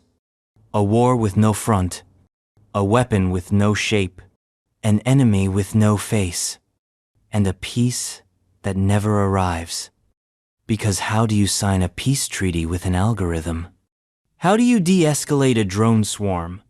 How do you disarm a meme? You don't. You survive it. Maybe. Prophecy always envisioned the final war as different. Not bigger. Just stranger. More total. And now we understand why. The next conflict won't just be fought. It will be lived. By every civilian. Every censor. Every line of code. Because in 2025, war isn't a declaration. It's a condition. And what it conditions us for is the collapse of trust, of alliances, of old loyalties. Because what comes next isn't just the war of weapons. It's the war of who stands with whom and who stands alone. The weakening of traditional alliances and emergence of new alignments. General geopolitical theme in some prophecies. Every empire falls. Every alliance frays. Every handshake, no matter how firm, eventually lets go. This isn't cynicism, it's history. It's prophecy. It's the unspoken law of power. Nothing lasts forever, especially not unity. In the ancient texts, seers spoke of a time when kings will betray kings, when covenants will dissolve, and when the beast will rise in the space left by fractured empires. The language is metaphorical, yes, but the meaning is painfully literal in 2025. The world is breaking up, and no one's sure who's still on whose side. Because alliances, the diplomatic glue of international order, aren't made of stone. They're made of interests. And interests change. Once upon a time, alliances were sacred. The West was the West. NATO was untouchable. The EU was destiny. The UN was respected. The global order? Strong, predictable, even, dare we say, moral. Now? It's not just fragile. It's fluid. Let's talk about NATO, once the unshakable shield of the Western world. Today? It's bickering behind closed doors, fighting over budget contributions, arguing about which wars are worth fighting and which aren't. Article 5, the clause that says, attack one, and you attack all, used to be a fire alarm. Now, it's a maybe. Would every member really show up for every fight? Would Turkey back a war with Russia over Estonia? Would Hungary fight a cyber war for Poland? Would the US deploy for a Baltic skirmish during an election year? Doubt has crept in. And doubt is deadly in alliances, because trust is the only real weapon they have. And then there's the European Union, a grand project of integration, peace through paperwork, unity through bureaucracy. But cracks have widened. Brexit was only the beginning. Now there's rising nationalism, growing economic disparity, and whispers of exit referenda in other states. France eyes Germany with suspicion. Eastern Europe pushes back against Brussels. Southern Europe drowns in debt, while Northern Europe tightens its purse strings. Solidarity, once the EU's crown jewel, has become selective.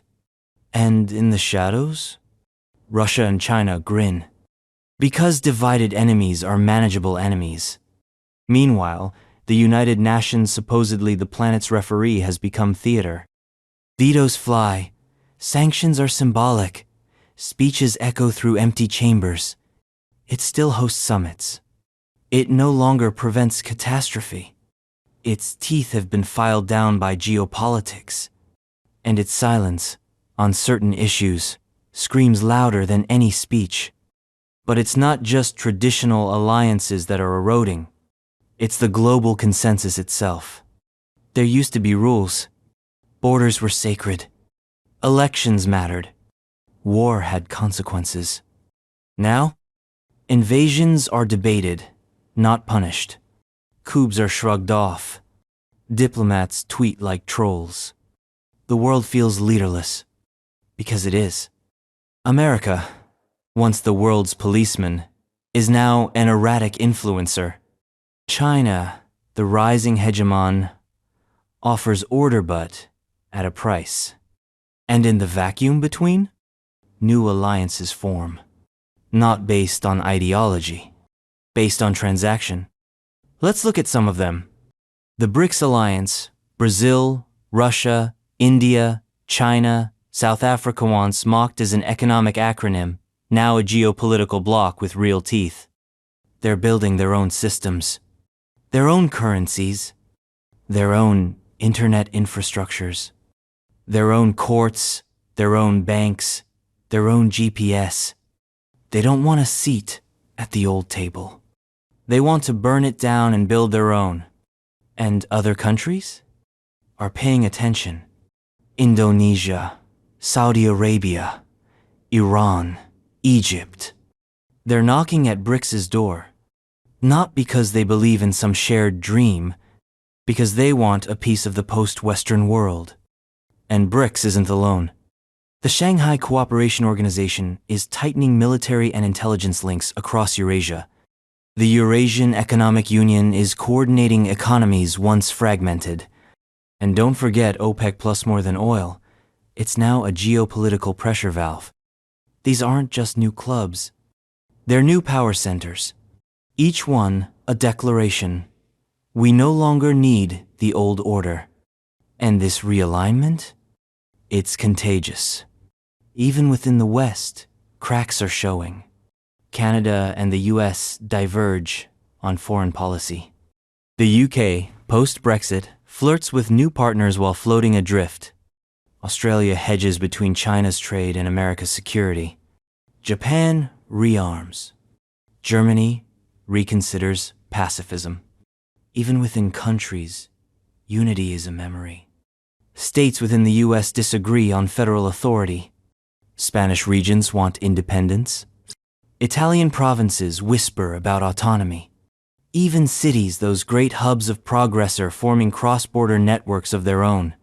Smart cities, climate cities, sanctuary cities, mini-powers, alliances of convenience, not history. And in the midst of this, the people, confused, because the flags keep changing, the enemies keep shifting.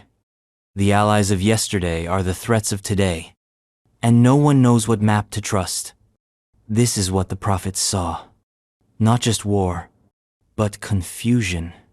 Not just collapse, but rearrangement. The end times weren't about the world stopping. They were about the world restructuring, with all the pain and chaos that comes with it. And when old alliances fall, so do the norms. Geneva Conventions? Only if convenient. Human rights? Only if profitable. Neutrality? Only if you're too weak to matter. And in that chaos, loyalty becomes fluid. Leaders pivot. Countries flip. A friend today is an enemy tomorrow. And the public? They get whiplash. But not everyone suffers. Some thrive. In the chaos, strong men rise. Deals are made in back rooms, in boardrooms, on encrypted channels. The map redraws itself. Borders become ideas. Wars become software updates. And power? Power gets consolidated. Not in nations, in networks. This is prophecy fulfilled in hyperlinks and trade routes, in broken treaties and double crosses, in old alliances dying not with a bang but a shrug. And what's next? What always follows fragmentation? Resource wars. Not just oil, but water. Because once trust is gone, once the world becomes every block for itself, survival comes down to the most ancient of needs. And in a heating world, nothing is more precious than what's drying up. Disputes over water resources leading to conflict, ancient concerns about drought and survival. In prophecy, water is rarely just water. It's life, it's blessing, it's judgment.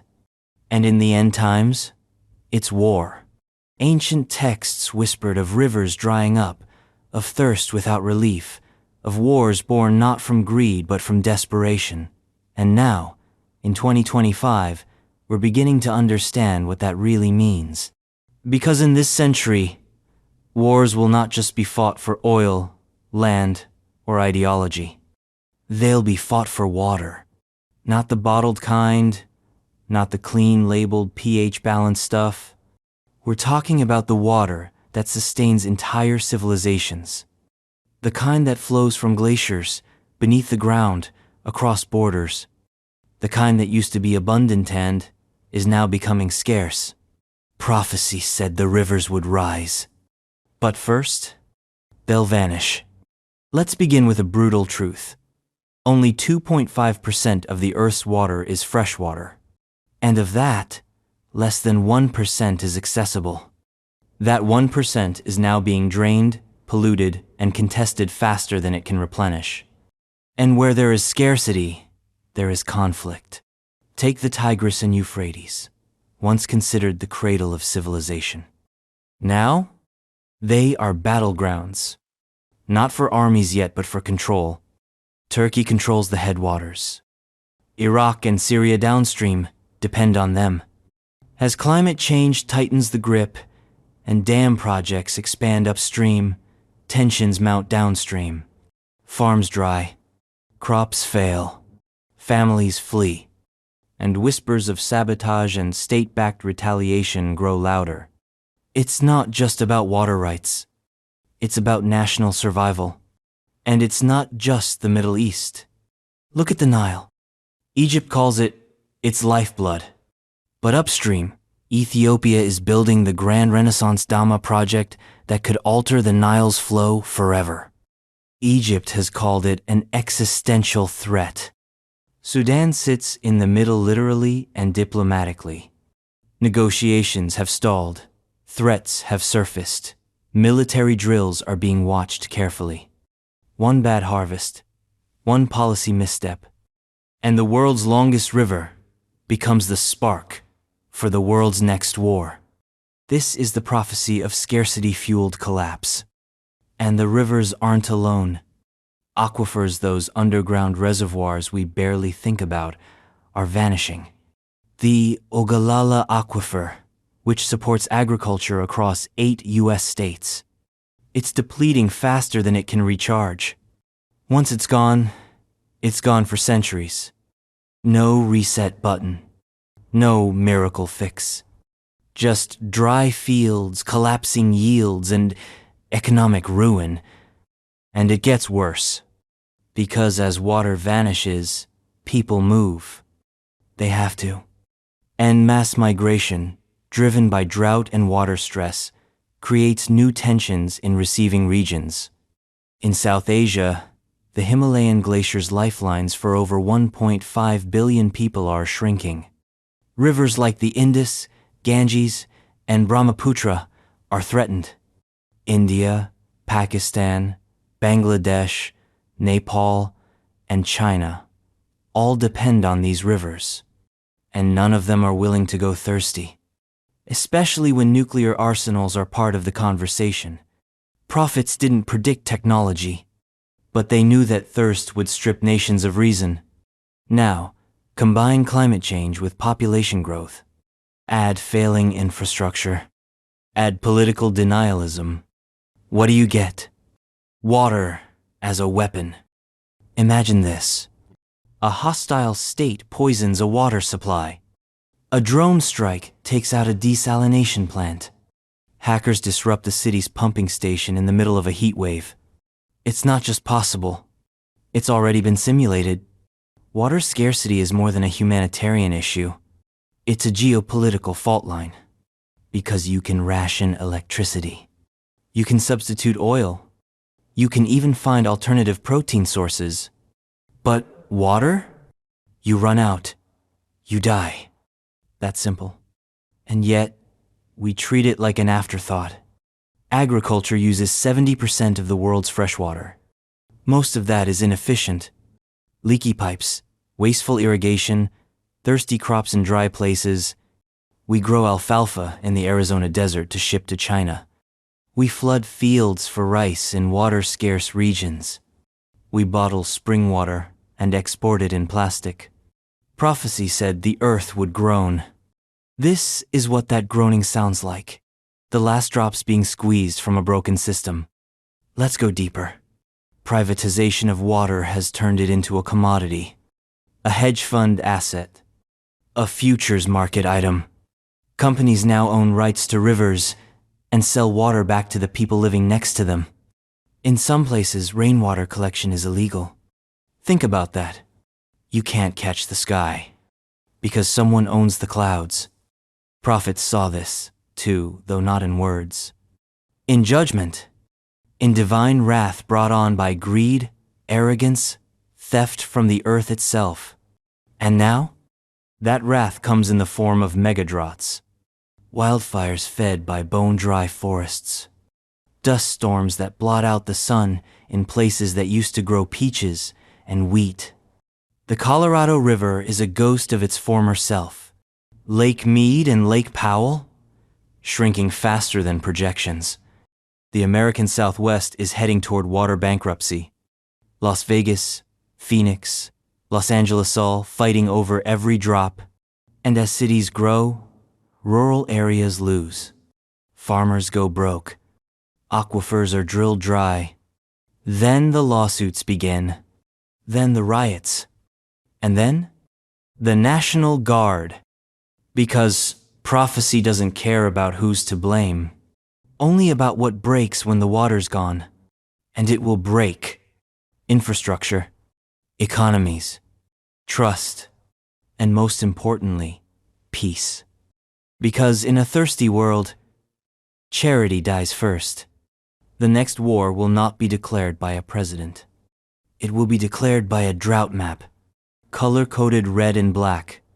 It won't start in a war room. It will start at a tap that runs dry. In a village where crops haven't grown in years. In a city where bottled water costs more than rent. And the enemy? Not a country. Not a creed.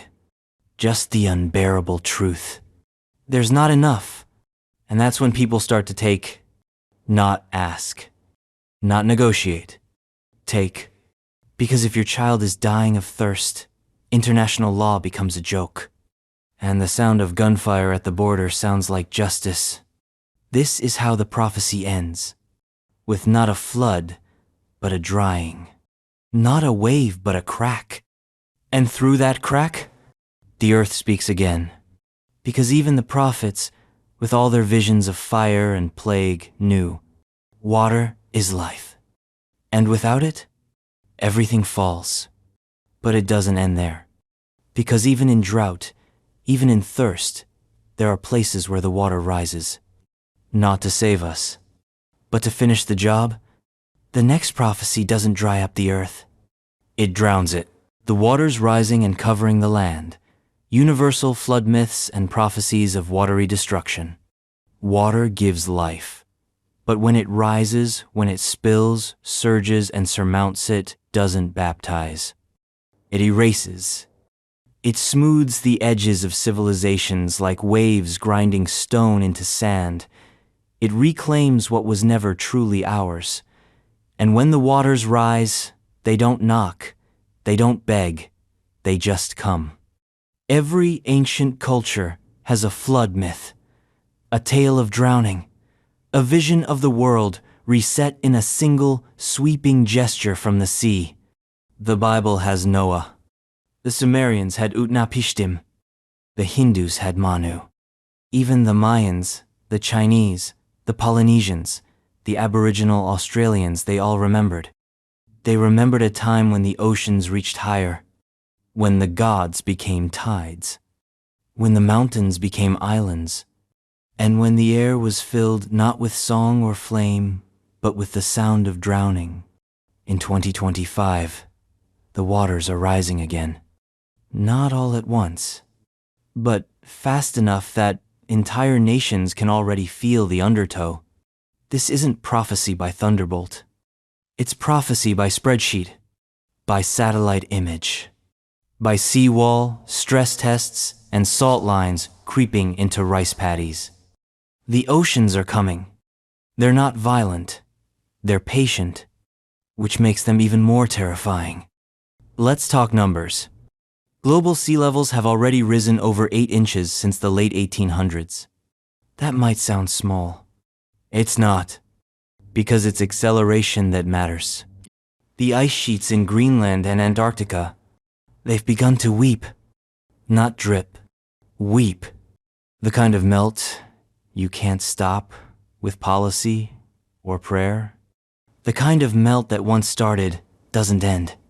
In 2025, entire coastlines are being redrawn. Not by war, by water. Coastal cities New York, Mumbai, Jakarta, Lagos, Miami aren't just planning for sea level rise anymore. They're planning evacuation maps. Jakarta is literally moving its capital. Bangladesh is watching neighborhoods become salt marshes.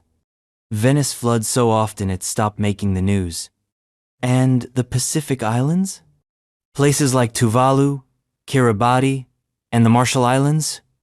They're learning to function as nations without territory, because their land is vanishing, one tide at a time. The prophecy doesn't lie. The waters are covering the earth. And not in a poetic way. In a legal, humanitarian, supply chain collapsing, civilizational panic way. Let's talk about the slow disasters. Saltwater intrusion is ruining freshwater aquifers. Coastal farmland becomes brine. Crops fail. Food prices spike. People move. And when people move, tensions rise. Because climate migration isn't just theoretical anymore. It's happening. Tens of millions of people on the move not because of war, not because of politics, but because the ocean ate their home. And there is no asylum for water refugees. No treaty for the drowned. They show up in camps, in slums, in cargo holds, and they're not welcomed. They're feared. Because every new wave of the displaced is seen not as a victim but as a threat. This is the war beneath the waves. Not just erosion of land, but erosion of order. Nation-states weren't designed to handle this. Neither were supply chains. Ports built for 1960s, sea levels are now underwater during king tides. Storm surges that used to be 100-year events now happen annually. Insurance companies? Gone. Too much risk, too little payout. And when insurance goes, so does rebuilding. Which means one bad storm equals permanent abandonment. Entire zip codes in Louisiana, the Carolinas, the Philippines, southern Thailand simply erased. This is what prophecy meant by covering the land. Not just a single flood, a perpetual one. Death by drip. And then occasionally death by deluge. Hurricanes, now supercharged by hotter oceans, don't just hit. They erase. Katrina was a warning. Haiyan was a preview. Now, Storms move slower, dump more rain, grow larger. They eat whole regions. And the costs? No longer measurable. Not just in dollars, in identity. When your hometown vanishes, what are you? When your ancestors' graves are underwater, where do you mourn? When your map no longer matches the ground, how do you plan for the future? This is psychic erosion, spiritual flood. And it gets worse. Because melting permafrost is releasing ancient methane, an accelerant, a climate time bomb, a feedback loop so potent it could double the pace of warming, which means faster melt, faster rise, and less time to respond. Some models now show 2 meters of sea level rise by 2100. But that's conservative, because tipping points don't send emails. They just collapse. And when the West Antarctic ice sheet goes, it'll be too late to stop anything. It'll just be about managing collapse, relocating cities, retreating from coastlines, redrawing maps, rewriting laws, and watching, helpless, as history gets rewritten by water. Because no matter how strong your military is, the ocean doesn't care. It doesn't negotiate. It doesn't retreat. It arrives. And it keeps coming. Every year. Every tide. Every inch. Until the old world is gone. And in its place, a new archipelago of broken systems. And then, a moment of silence. Before the next wave, because the prophecy doesn't end with flooding. It ends with fire. Not from the ground. Not from the sky. But from heaven. And what that means is more terrifying than any flood. The great burning or fire from heaven. Various apocalyptic texts, including biblical and other ancient traditions. It starts with a spark, a glint on the horizon, a shimmer in the air too bright to ignore. The old texts didn't need satellites or space telescopes to understand it. When fire falls from above, it doesn't ask questions, it doesn't explain, it simply comes and everything burns. Fire from heaven, that's how the ancients described it.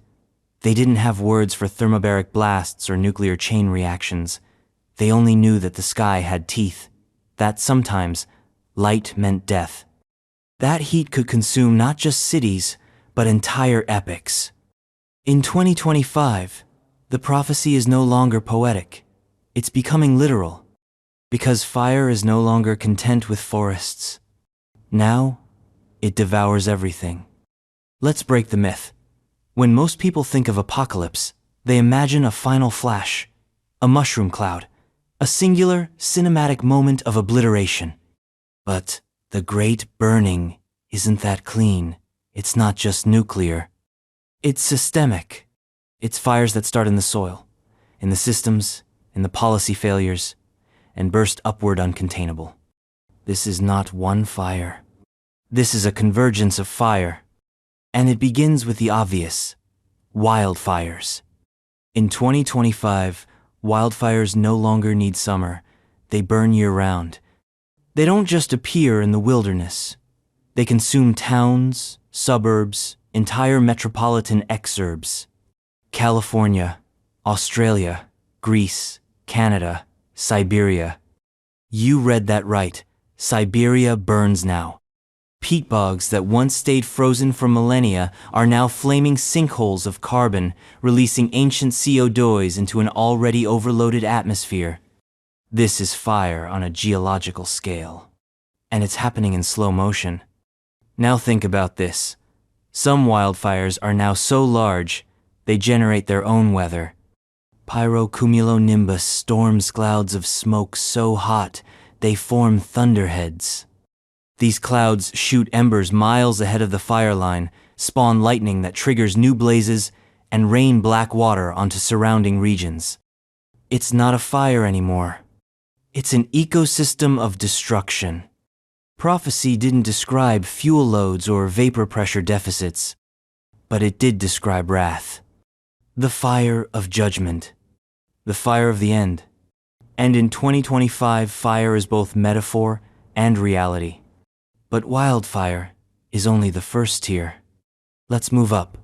Let's talk about nuclear fire. Because the only thing more dangerous than a warhead is a world full of them on edge. 9 nations possess nuclear weapons. More are flirting with the idea. And doctrine? It's slipping. The lines between tactical and strategic nukes are blurring. What used to be unthinkable is now being gamed out in public forums. What happens if a limited strike occurs? What happens if a rogue actor takes control? What happens if an AI misinterprets a radar glitch?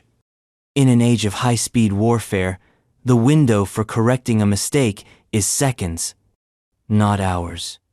And here's where the prophecy kicks in hard. Fire from heaven. Because if even one ICBM launches, from silo or submarine, what falls back isn't fire in the poetic sense. It's plasma. It's shock waves moving faster than sound. It's cities turned to shadows on asphalt. It's glassed deserts and radioactive rain. But we're not done. There's space-based fire, too. Weaponized satellites, kinetic bombardment. Imagine a tungsten rod, launched from orbit, striking Earth at Mach 10. No warhead needed. Just pure kinetic energy. The force of a small nuke, without the fallout. Sci-fi? Sure. But military white papers have discussed it for decades. And in a time of growing militarization of orbit, the idea isn't so crazy anymore. Now picture this. A solar flare. Not a gentle aurora, causing event but a Carrington-class event. The sun spits plasma. It hits Earth's magnetosphere. The grid collapses. Satellites fry. Data evaporates. Hospitals shut down. Water stops pumping. Everything modern? Gone. Not from war, from light. Biblical enough for you? But maybe the most terrifying fire is the one we ignite ourselves? Let's talk accidents. Nuclear plants on floodplains. Chemical storage depots in conflict zones. Factories built over earthquake faults. Remember Beirut's port explosion? That was fertilizer. Now imagine a dozen Beiruts in a year, triggered by neglect, cyber attacks, or just dumb luck. Chain reactions. Firestorms. And again, no one knows who to blame. Because fire doesn't carry ID. It just burns. And if we zoom out, the entire planet is hotter. 2025 is breaking temperature records monthly. Not just heat waves. Heat domes. Entire regions locked under pressure systems, cooking slowly. Roads melt. Airports shut. Air becomes unsafe to breathe. And here's where it turns truly apocalyptic. The human body has a wet bulb limit. That's the point where heat plus humidity make it impossible to cool down by sweating. Stay exposed too long, you die. Even in the shade. Even with water. That's the fire that doesn't flame. The one that boils you from the inside. Places in South Asia, the Middle East, even parts of the US are now touching that limit. This isn't climate change. This is climate collapse. And every degree up multiplies the risk. Multiplies the fires. Multiplies the deaths. This is the great burning. Not one event, but 1,000 connected ignitions. And above it all, the irony. Humanity always feared fire from above. From gods, from comets, from judgment, but the fire is here. Because we built it. We pumped the carbon. We drained the forests. We ignored the warnings. And now, the sky sends it back. As drought, as lightning, as flame. And yet, we still deny. Still build in fire zones. still drive gas guzzlers through infernos, still shrug when the next town burns. But the prophets were clear. When fire falls from heaven, it's not just heat. It's a reckoning, a call to account, a judgment not of morals, but of consequences. Because fire doesn't care if you meant well. It just consumes. And when it's done, there's silence. Ash. Smoke curling into the next sunrise. Which brings us to the next horror. Because fire isn't the end. It's the warning shot. The real signs? They're in the stars. Because when the sun flickers, when the moon turns red, when the sky becomes an omen, that's when prophecy stops whispering and starts screaming. Signs in the sun, moon, and stars. Biblical, Native American, and other ancient celestial prophecies. It always begins with the sky. Before there were books, there were stars. Before there were kings, there were comets. Before there was scripture, there was shadow. And the ancients watched. They stared upward, not for inspiration, but for warnings. Because when the sun darkens, when the moon turns blood red, when stars fall like rain, something has broken. Something is coming. In 2025, prophecy stares back at us with telescope eyes, and it doesn't blink. The signs are no longer myth. They are headlines. And the cosmos? It's not silent anymore. The ancients didn't know about solar flares. They just knew the sun could get angry. And now we know how right they were. Let's talk about the sun, our most reliable friend. The great fireball in the sky, giver of life, marker of time. But also, an unstable nuclear engine, 1.3 million Earths wide, occasionally vomiting plasma into the solar system at 1,000 kilometers per second. Solar flares, coronal mass ejections, geomagnetic storms. These aren't science fiction. They are science fact. And they are increasing. 2025 sits squarely in the peak of solar cycle. 25. A period of heightened solar activity predicted to be among the most volatile in modern history. Which means more flares, more plasma, more electromagnetic chaos. And when a strong enough one hits Earth, it's like dropping a toaster into a swimming pool of fiber optics. Satellites fry. GPS becomes guesswork. Air traffic controllers stare at blank screens. Banking systems collapse. Internet traffic reroutes through 1,998. And the grid? If it goes down in the wrong way, it stays down.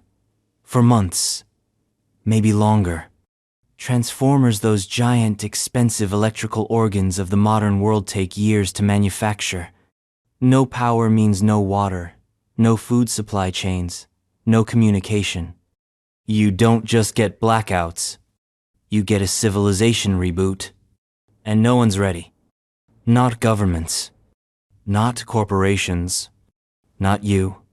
The last time a solar storm of this scale hit, 1,859, the Carrington event. Back then, it made telegraphs catch fire. Today, it would make everything catch fire. Prophecy saw this. The sun will darken. It's not metaphor. It's magnetic. But the sun's not alone. The moon, too, has changed. And people are watching. Blood moons, supermoons, eclipses that last longer than expected. Prophecies from every corner of the world link the moon's color to fate. Red means wrath. Darkness means death. Totality means transition. In 2025, multiple lunar eclipses have already been tied to global unrest by the prophecy crowd. Some say it's superstition. Others say it's pattern recognition. Either way, the sky is redder than usual. And it's not just physics. It's foreboding. Because in times of upheaval, the human eye looks upward, seeking meaning in randomness. And when the moon goes red, You feel it in your gut before your brain catches up. But the real terror is in the stars, or rather the ones that fall, because the ancients believed that falling stars weren't wishes. They were omens. The angels cast down. The end arriving. In 2025, near-Earth object detection is one of the most quietly funded programs in space. Because we know what's out there. We know how fragile this planet is.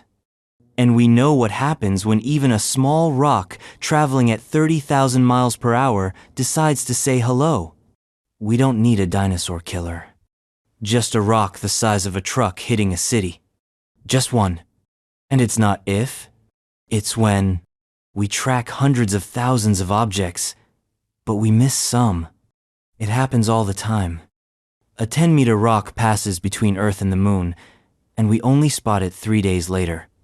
A 20-meter asteroid explodes over Russia in 2013, injuring 1,500 people, and no one saw it coming. Imagine if it had hit New York. Imagine if it had landed in a nuclear-armed border region. The wrong interpretation of a flash in the sky could trigger full-scale retaliation. Prophecy doesn't differentiate between rocks and wrath. And neither would we, in that moment. A flash in the sky. A city gone. No explanation. Just war. But here's the cosmic irony. Sometimes the stars don't need to fall. We bring them down ourselves. Satellites are colliding. Space junk is multiplying. The orbits around Earth are becoming a junkyard of defunct tech, rocket fragments, and rogue screws flying at 17,000 miles per hour. We are polluting space. Kessler syndrome nightmare scenario where one satellite collision triggers a cascade of collisions, blanketing Earth in an impassable debris field is no longer science fiction. It's a line item in risk assessments. If we lose access to low Earth orbit, no GPS, no weather forecasts, no climate monitoring, no global communication, we go dark. Permanently. The sky collapses not on us, but away from us. And still, we look up and see more. Auroras in places they shouldn't be. Lights in the sky reported over oceans, deserts, cities. Some are satellites. Some are classified tests. Some unexplained. And those unexplains trigger prophecy reflexes hard. Because the ancients spoke of watchers, of beings in the sky, of hosts moving like stars but not bound by them. Some see these stories as primitive misunderstanding. Others see them as echoes of contact. In 2025, governments are releasing more information than ever on unidentified aerial phenomena. But with every new piece of footage, the questions deepen. Are we alone? Or are we observed? And if we're observed, why now? Why more? And what do they know that we don't? Because prophecy warns of the stars falling, but it also warns of what rides them, of entities, ideas, presences that are not from here, and maybe not kind. In the Mayan codices, in the Hopi prophecies, in the Revelation scrolls there is a shared idea. The sky is not just a ceiling. It's a gate, and gates open. What comes through depends on what we've become. In 2025, with fire below and unrest within, maybe the sky is reflecting our own inner collapse. Maybe the sun flickers because we've burned our last excuse. Maybe the moon turns red because we're too numb to notice the blood on our own hands. Maybe the stars fall because the stories we told ourselves about permanence were always lies. But prophecy isn't about explanation. It's about effect. And the effect of these signs is a planet on edge. A people confused. A species watching the sky, hoping for a miracle. Fearing judgment. Praying for clarity. And preparing deep down for the next sign. Because the sky was never the final frontier. It was just the veil. And beyond that veil, the earth groans. The land resists. And something ancient beneath our feet starts to move. The earth refusing to yield its fruit. Ancient prophecies of famine and unproductive land. There's a rhythm to the earth. A pulse.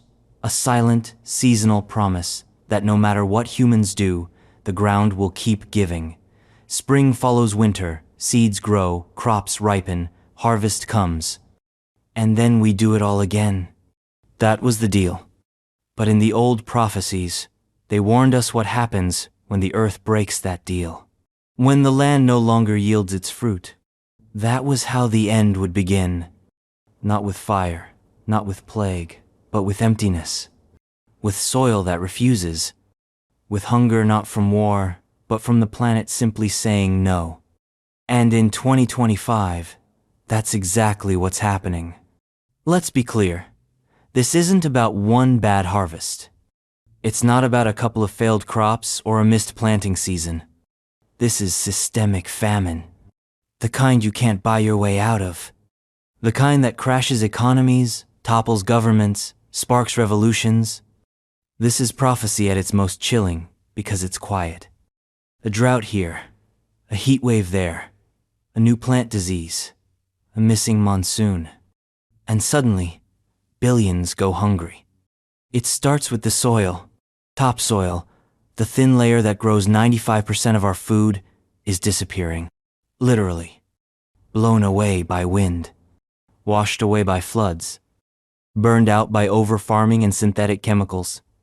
We're losing it at a rate of 24 billion tons a year. And no topsoil? No food. This is what the prophets saw when they spoke of the land growing barren. Not scorched earth. Just empty earth. And then there's the water. Crops don't grow on hope. They grow on irrigation. But aquifers are drying up. The rivers that once fed ancient civilizations, the Indus, the Yellow, the Colorado are now shadows of themselves. And the rain? It's become unpredictable. When it falls, it floods. When it doesn't, it starves. The rhythm is broken, and so are the crops.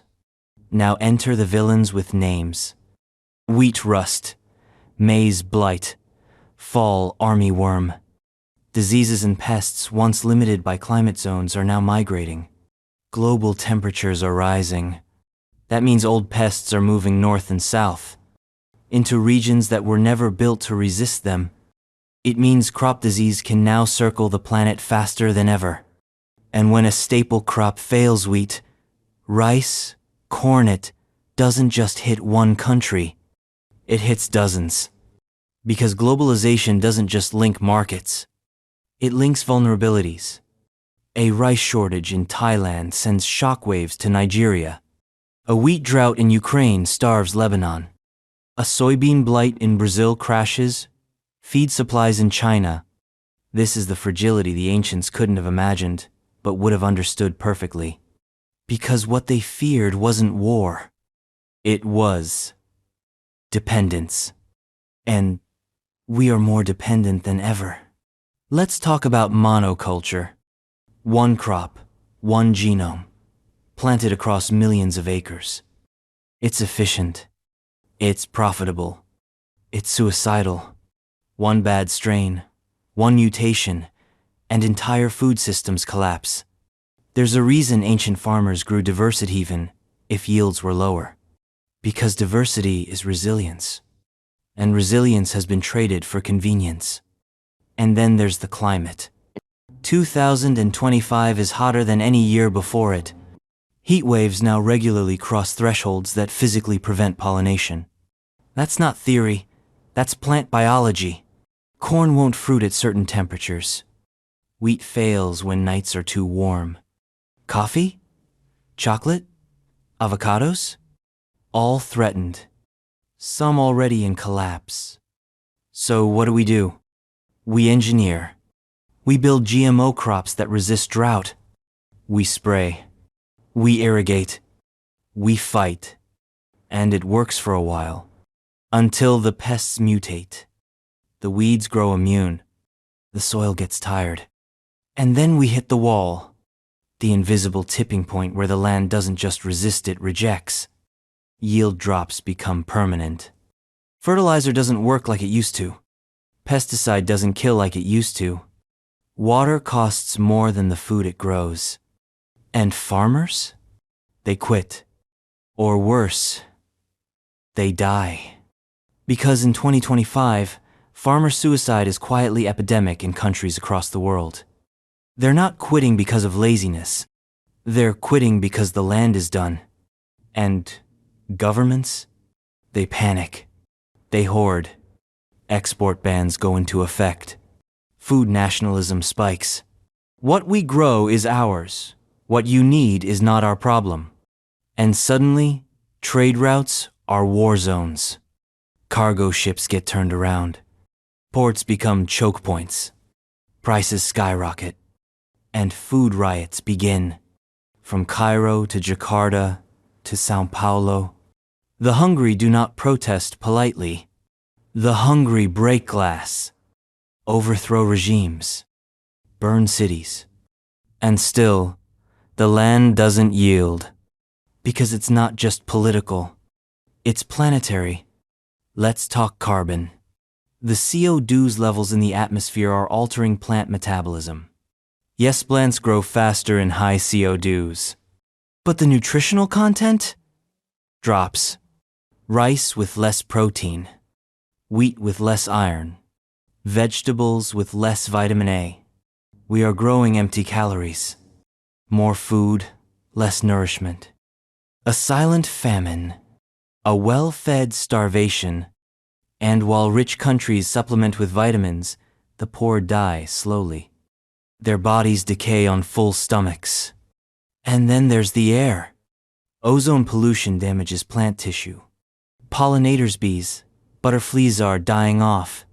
Without them, no fruits, no vegetables, no nuts. The ancients didn't know the word pollinator, but they knew bees mattered.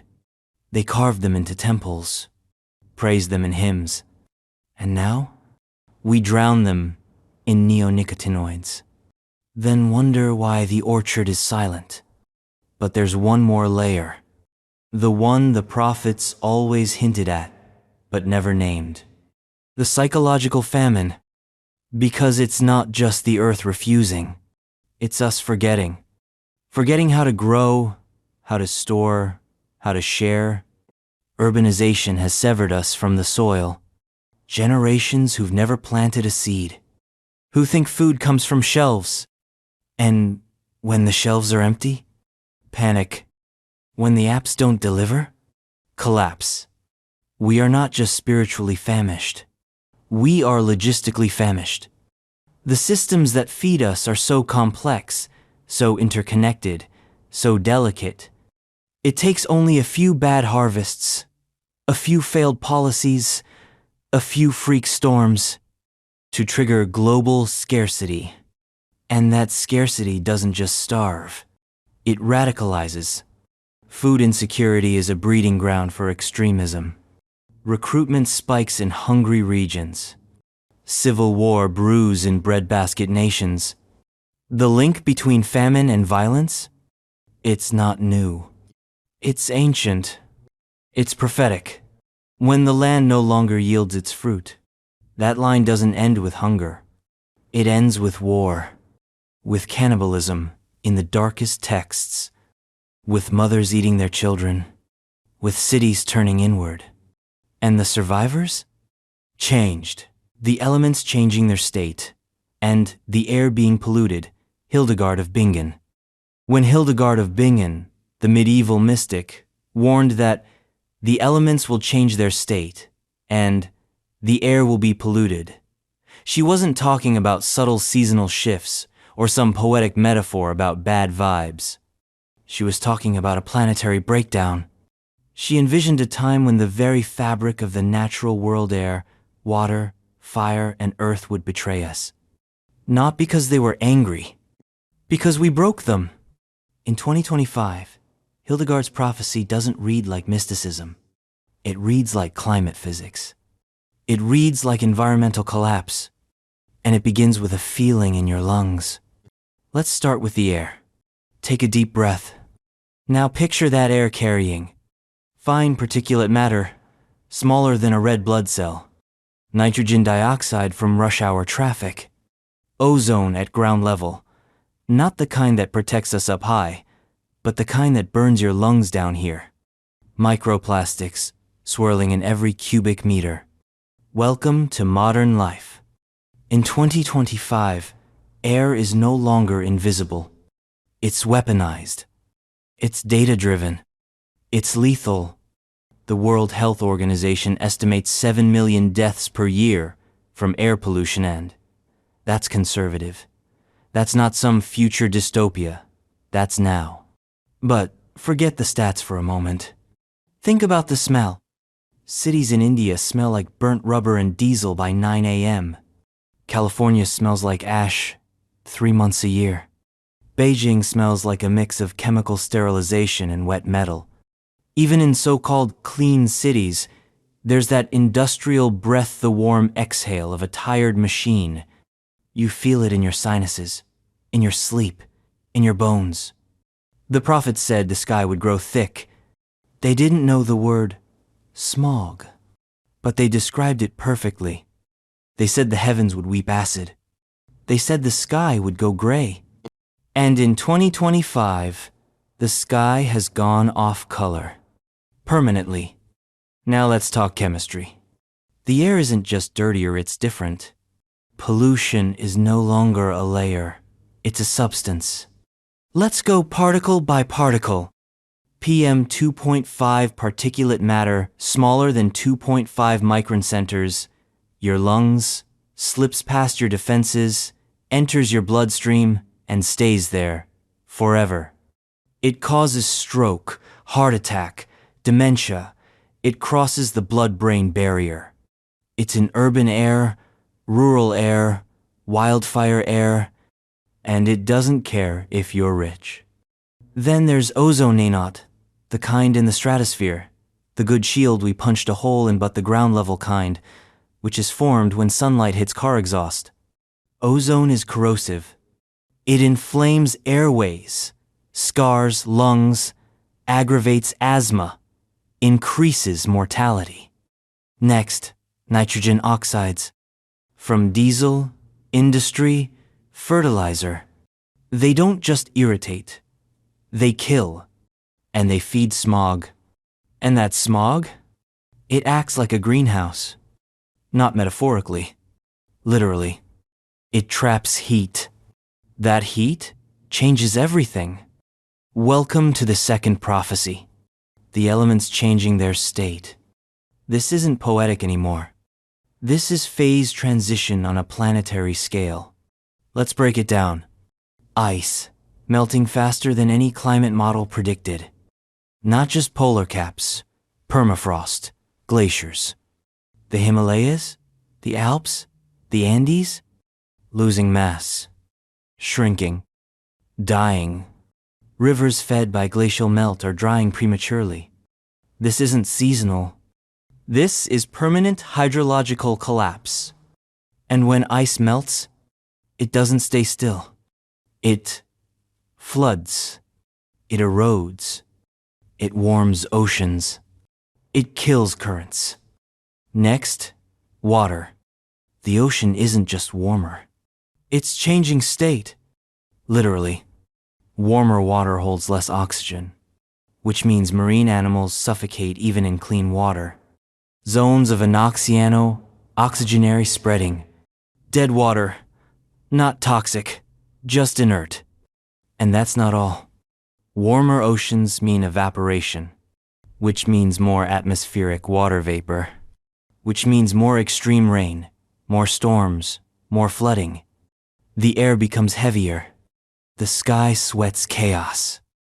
That's what Hildegard meant when she said the elements would betray us. They don't do what they used to do. They don't behave because they're reacting to us, to heat, to imbalance, to centuries of misuse. And then comes fire. Already, wildfires are breaking records. But the fires themselves are transforming. They no longer burn in tidy seasons. They cross snow lines, leap rivers, generate lightning. They create their own clouds, their own weather. They are no longer events. They are climates. And the smoke? It doesn't stay local. Wildfire smoke from Siberia reaches Canada, from Australia to New Zealand, from California to Spain. That smoke is airborne death. It contains carbon monoxide, cyanide, benzene, polycyclic aromatic hydrocarbons, PAHs cancer, in aerosol form. It lingers for weeks. It infects the air columns.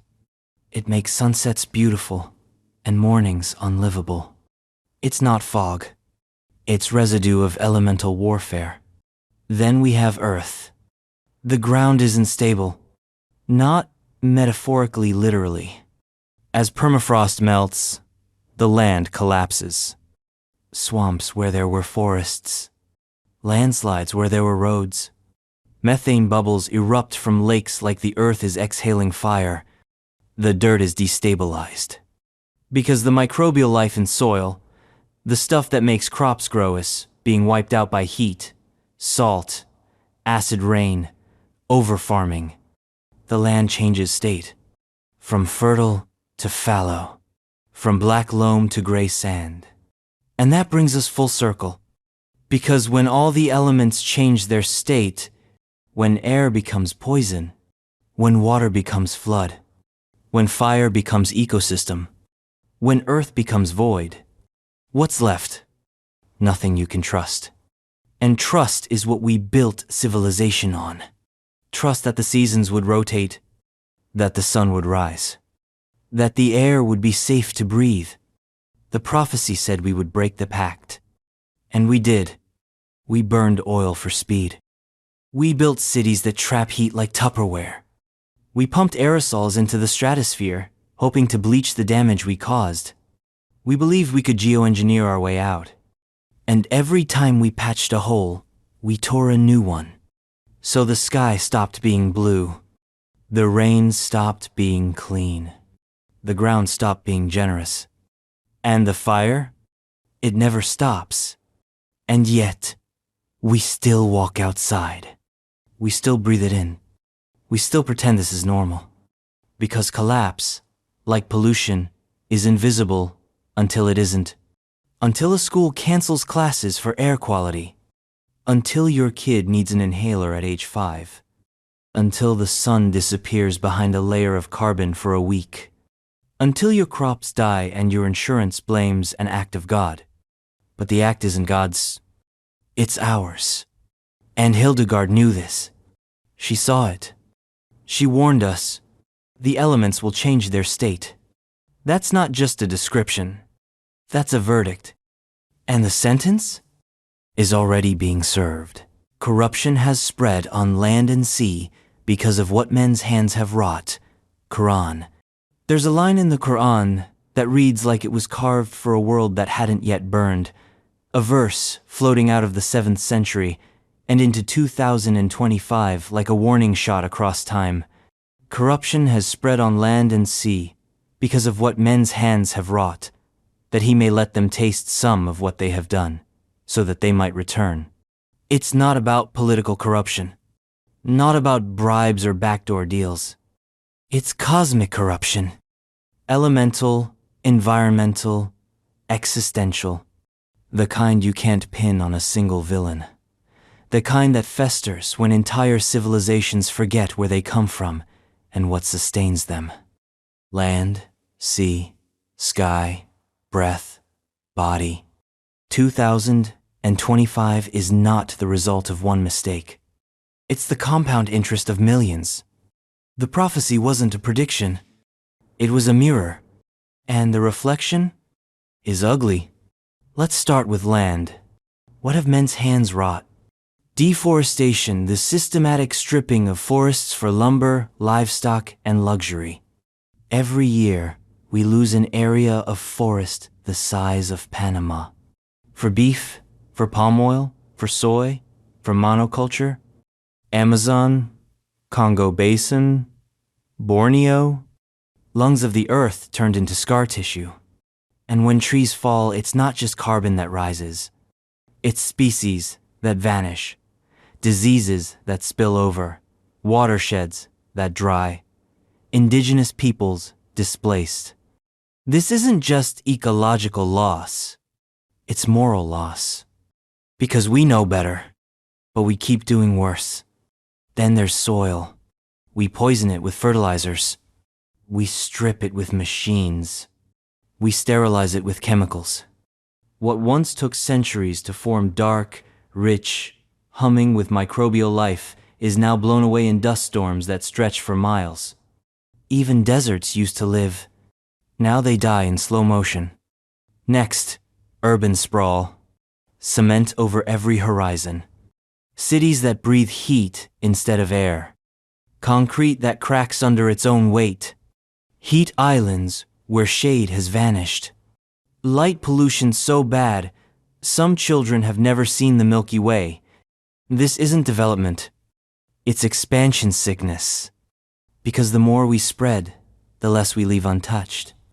And untouched is where life hides when it's tired of us. Corruption on land isn't theoretical. It's visible from space. But corruption in the sea, that's more sinister. Because the ocean hides its wounds deep. Let's begin with the obvious. Overfishing. 90% of the world's fish stocks are exploited or depleted. Nets drag the seafloor, taking everything. Trawlers operate illegally, invisibly, around the globe. Sharks caught for their fins, tossed back dead. Tuna traced with corruption, slavery, and lies. We are not harvesting the sea. We are pillaging it. Then there's pollution. We already talked plastics. But what about noise? The sea used to be a place of silence. Now it roars with sonar, ship engines, seismic blasts. Whales lose communication. Dolphins beach themselves. Fish scatter. Reefs go quiet. Noise is the new toxin. And then acidification. As CO2 dissolves into water, oceans turn acidic. Coral reefs bleach and crumble. Shells soften. Life below begins to dissolve. Literally. It's chemistry. It's prophecy. It's real. And don't forget the deep sea, the last untouched frontier. And we're already drilling it, mining the seabed for rare earths, scraping hydrothermal vents, destroying ecosystems we haven't even named. The darkness under the waves was supposed to be sacred. Now it's just another source, another target, another thing to exploit before someone else gets there. This is what corruption looks like. Treating the earth like a resource instead of a relationship. But corruption doesn't stop at the environment. It bleeds into the human soul. Because what happens to the planet happens to us. And what we do to the planet, we also do to ourselves. We pollute our minds. With distraction, with denial, with the illusion of infinite growth on a finite world. We build systems where profit outweighs survival. Where a forest is worth more dead than alive. Where a fish is more valuable on a plate than in the reef. We commodify life, and then wonder why we feel hollow. That's the truest corruption, the kind that disconnects us from meaning, from the sacred, from responsibility. Ancient cultures had taboos. You didn't fish during spawning. You didn't take more than needed. You didn't build too close to water. Because nature wasn't yours. It was a gift. Now, we treat it like a contract with loopholes. And the bill is coming due. We are tasting what we have done. Not metaphorically. Literally. We eat food soaked in pesticides. Drink water laced with PFAS. Breathe air laced with diesel exhaust. We are reaping the harvest of our own corruption. And it's bitter. The prophecy said, so that they might return. Return to what? To humility? To balance? To awe? To remembering that the world is not a problem to be solved, but a mystery to be honored. But are we? Not yet. Instead, we double down. Geoengineering, ocean iron fertilization, carbon capture. Desperate interventions by a species too clever for its own survival. We keep trying to outsmart a system we no longer understand. And in the process, we lose our place in it. We become the virus. And the earth begins to respond. Not with rage, with indifference. That's the real horror of the prophecy. Not fire from heaven, not poisoned seas, but the moment when the earth stops recognizing us as part of its story. When we are no longer actors but artifacts, fossils in waiting, and the next age begins without us. Because the verse didn't promise forgiveness, only consequences.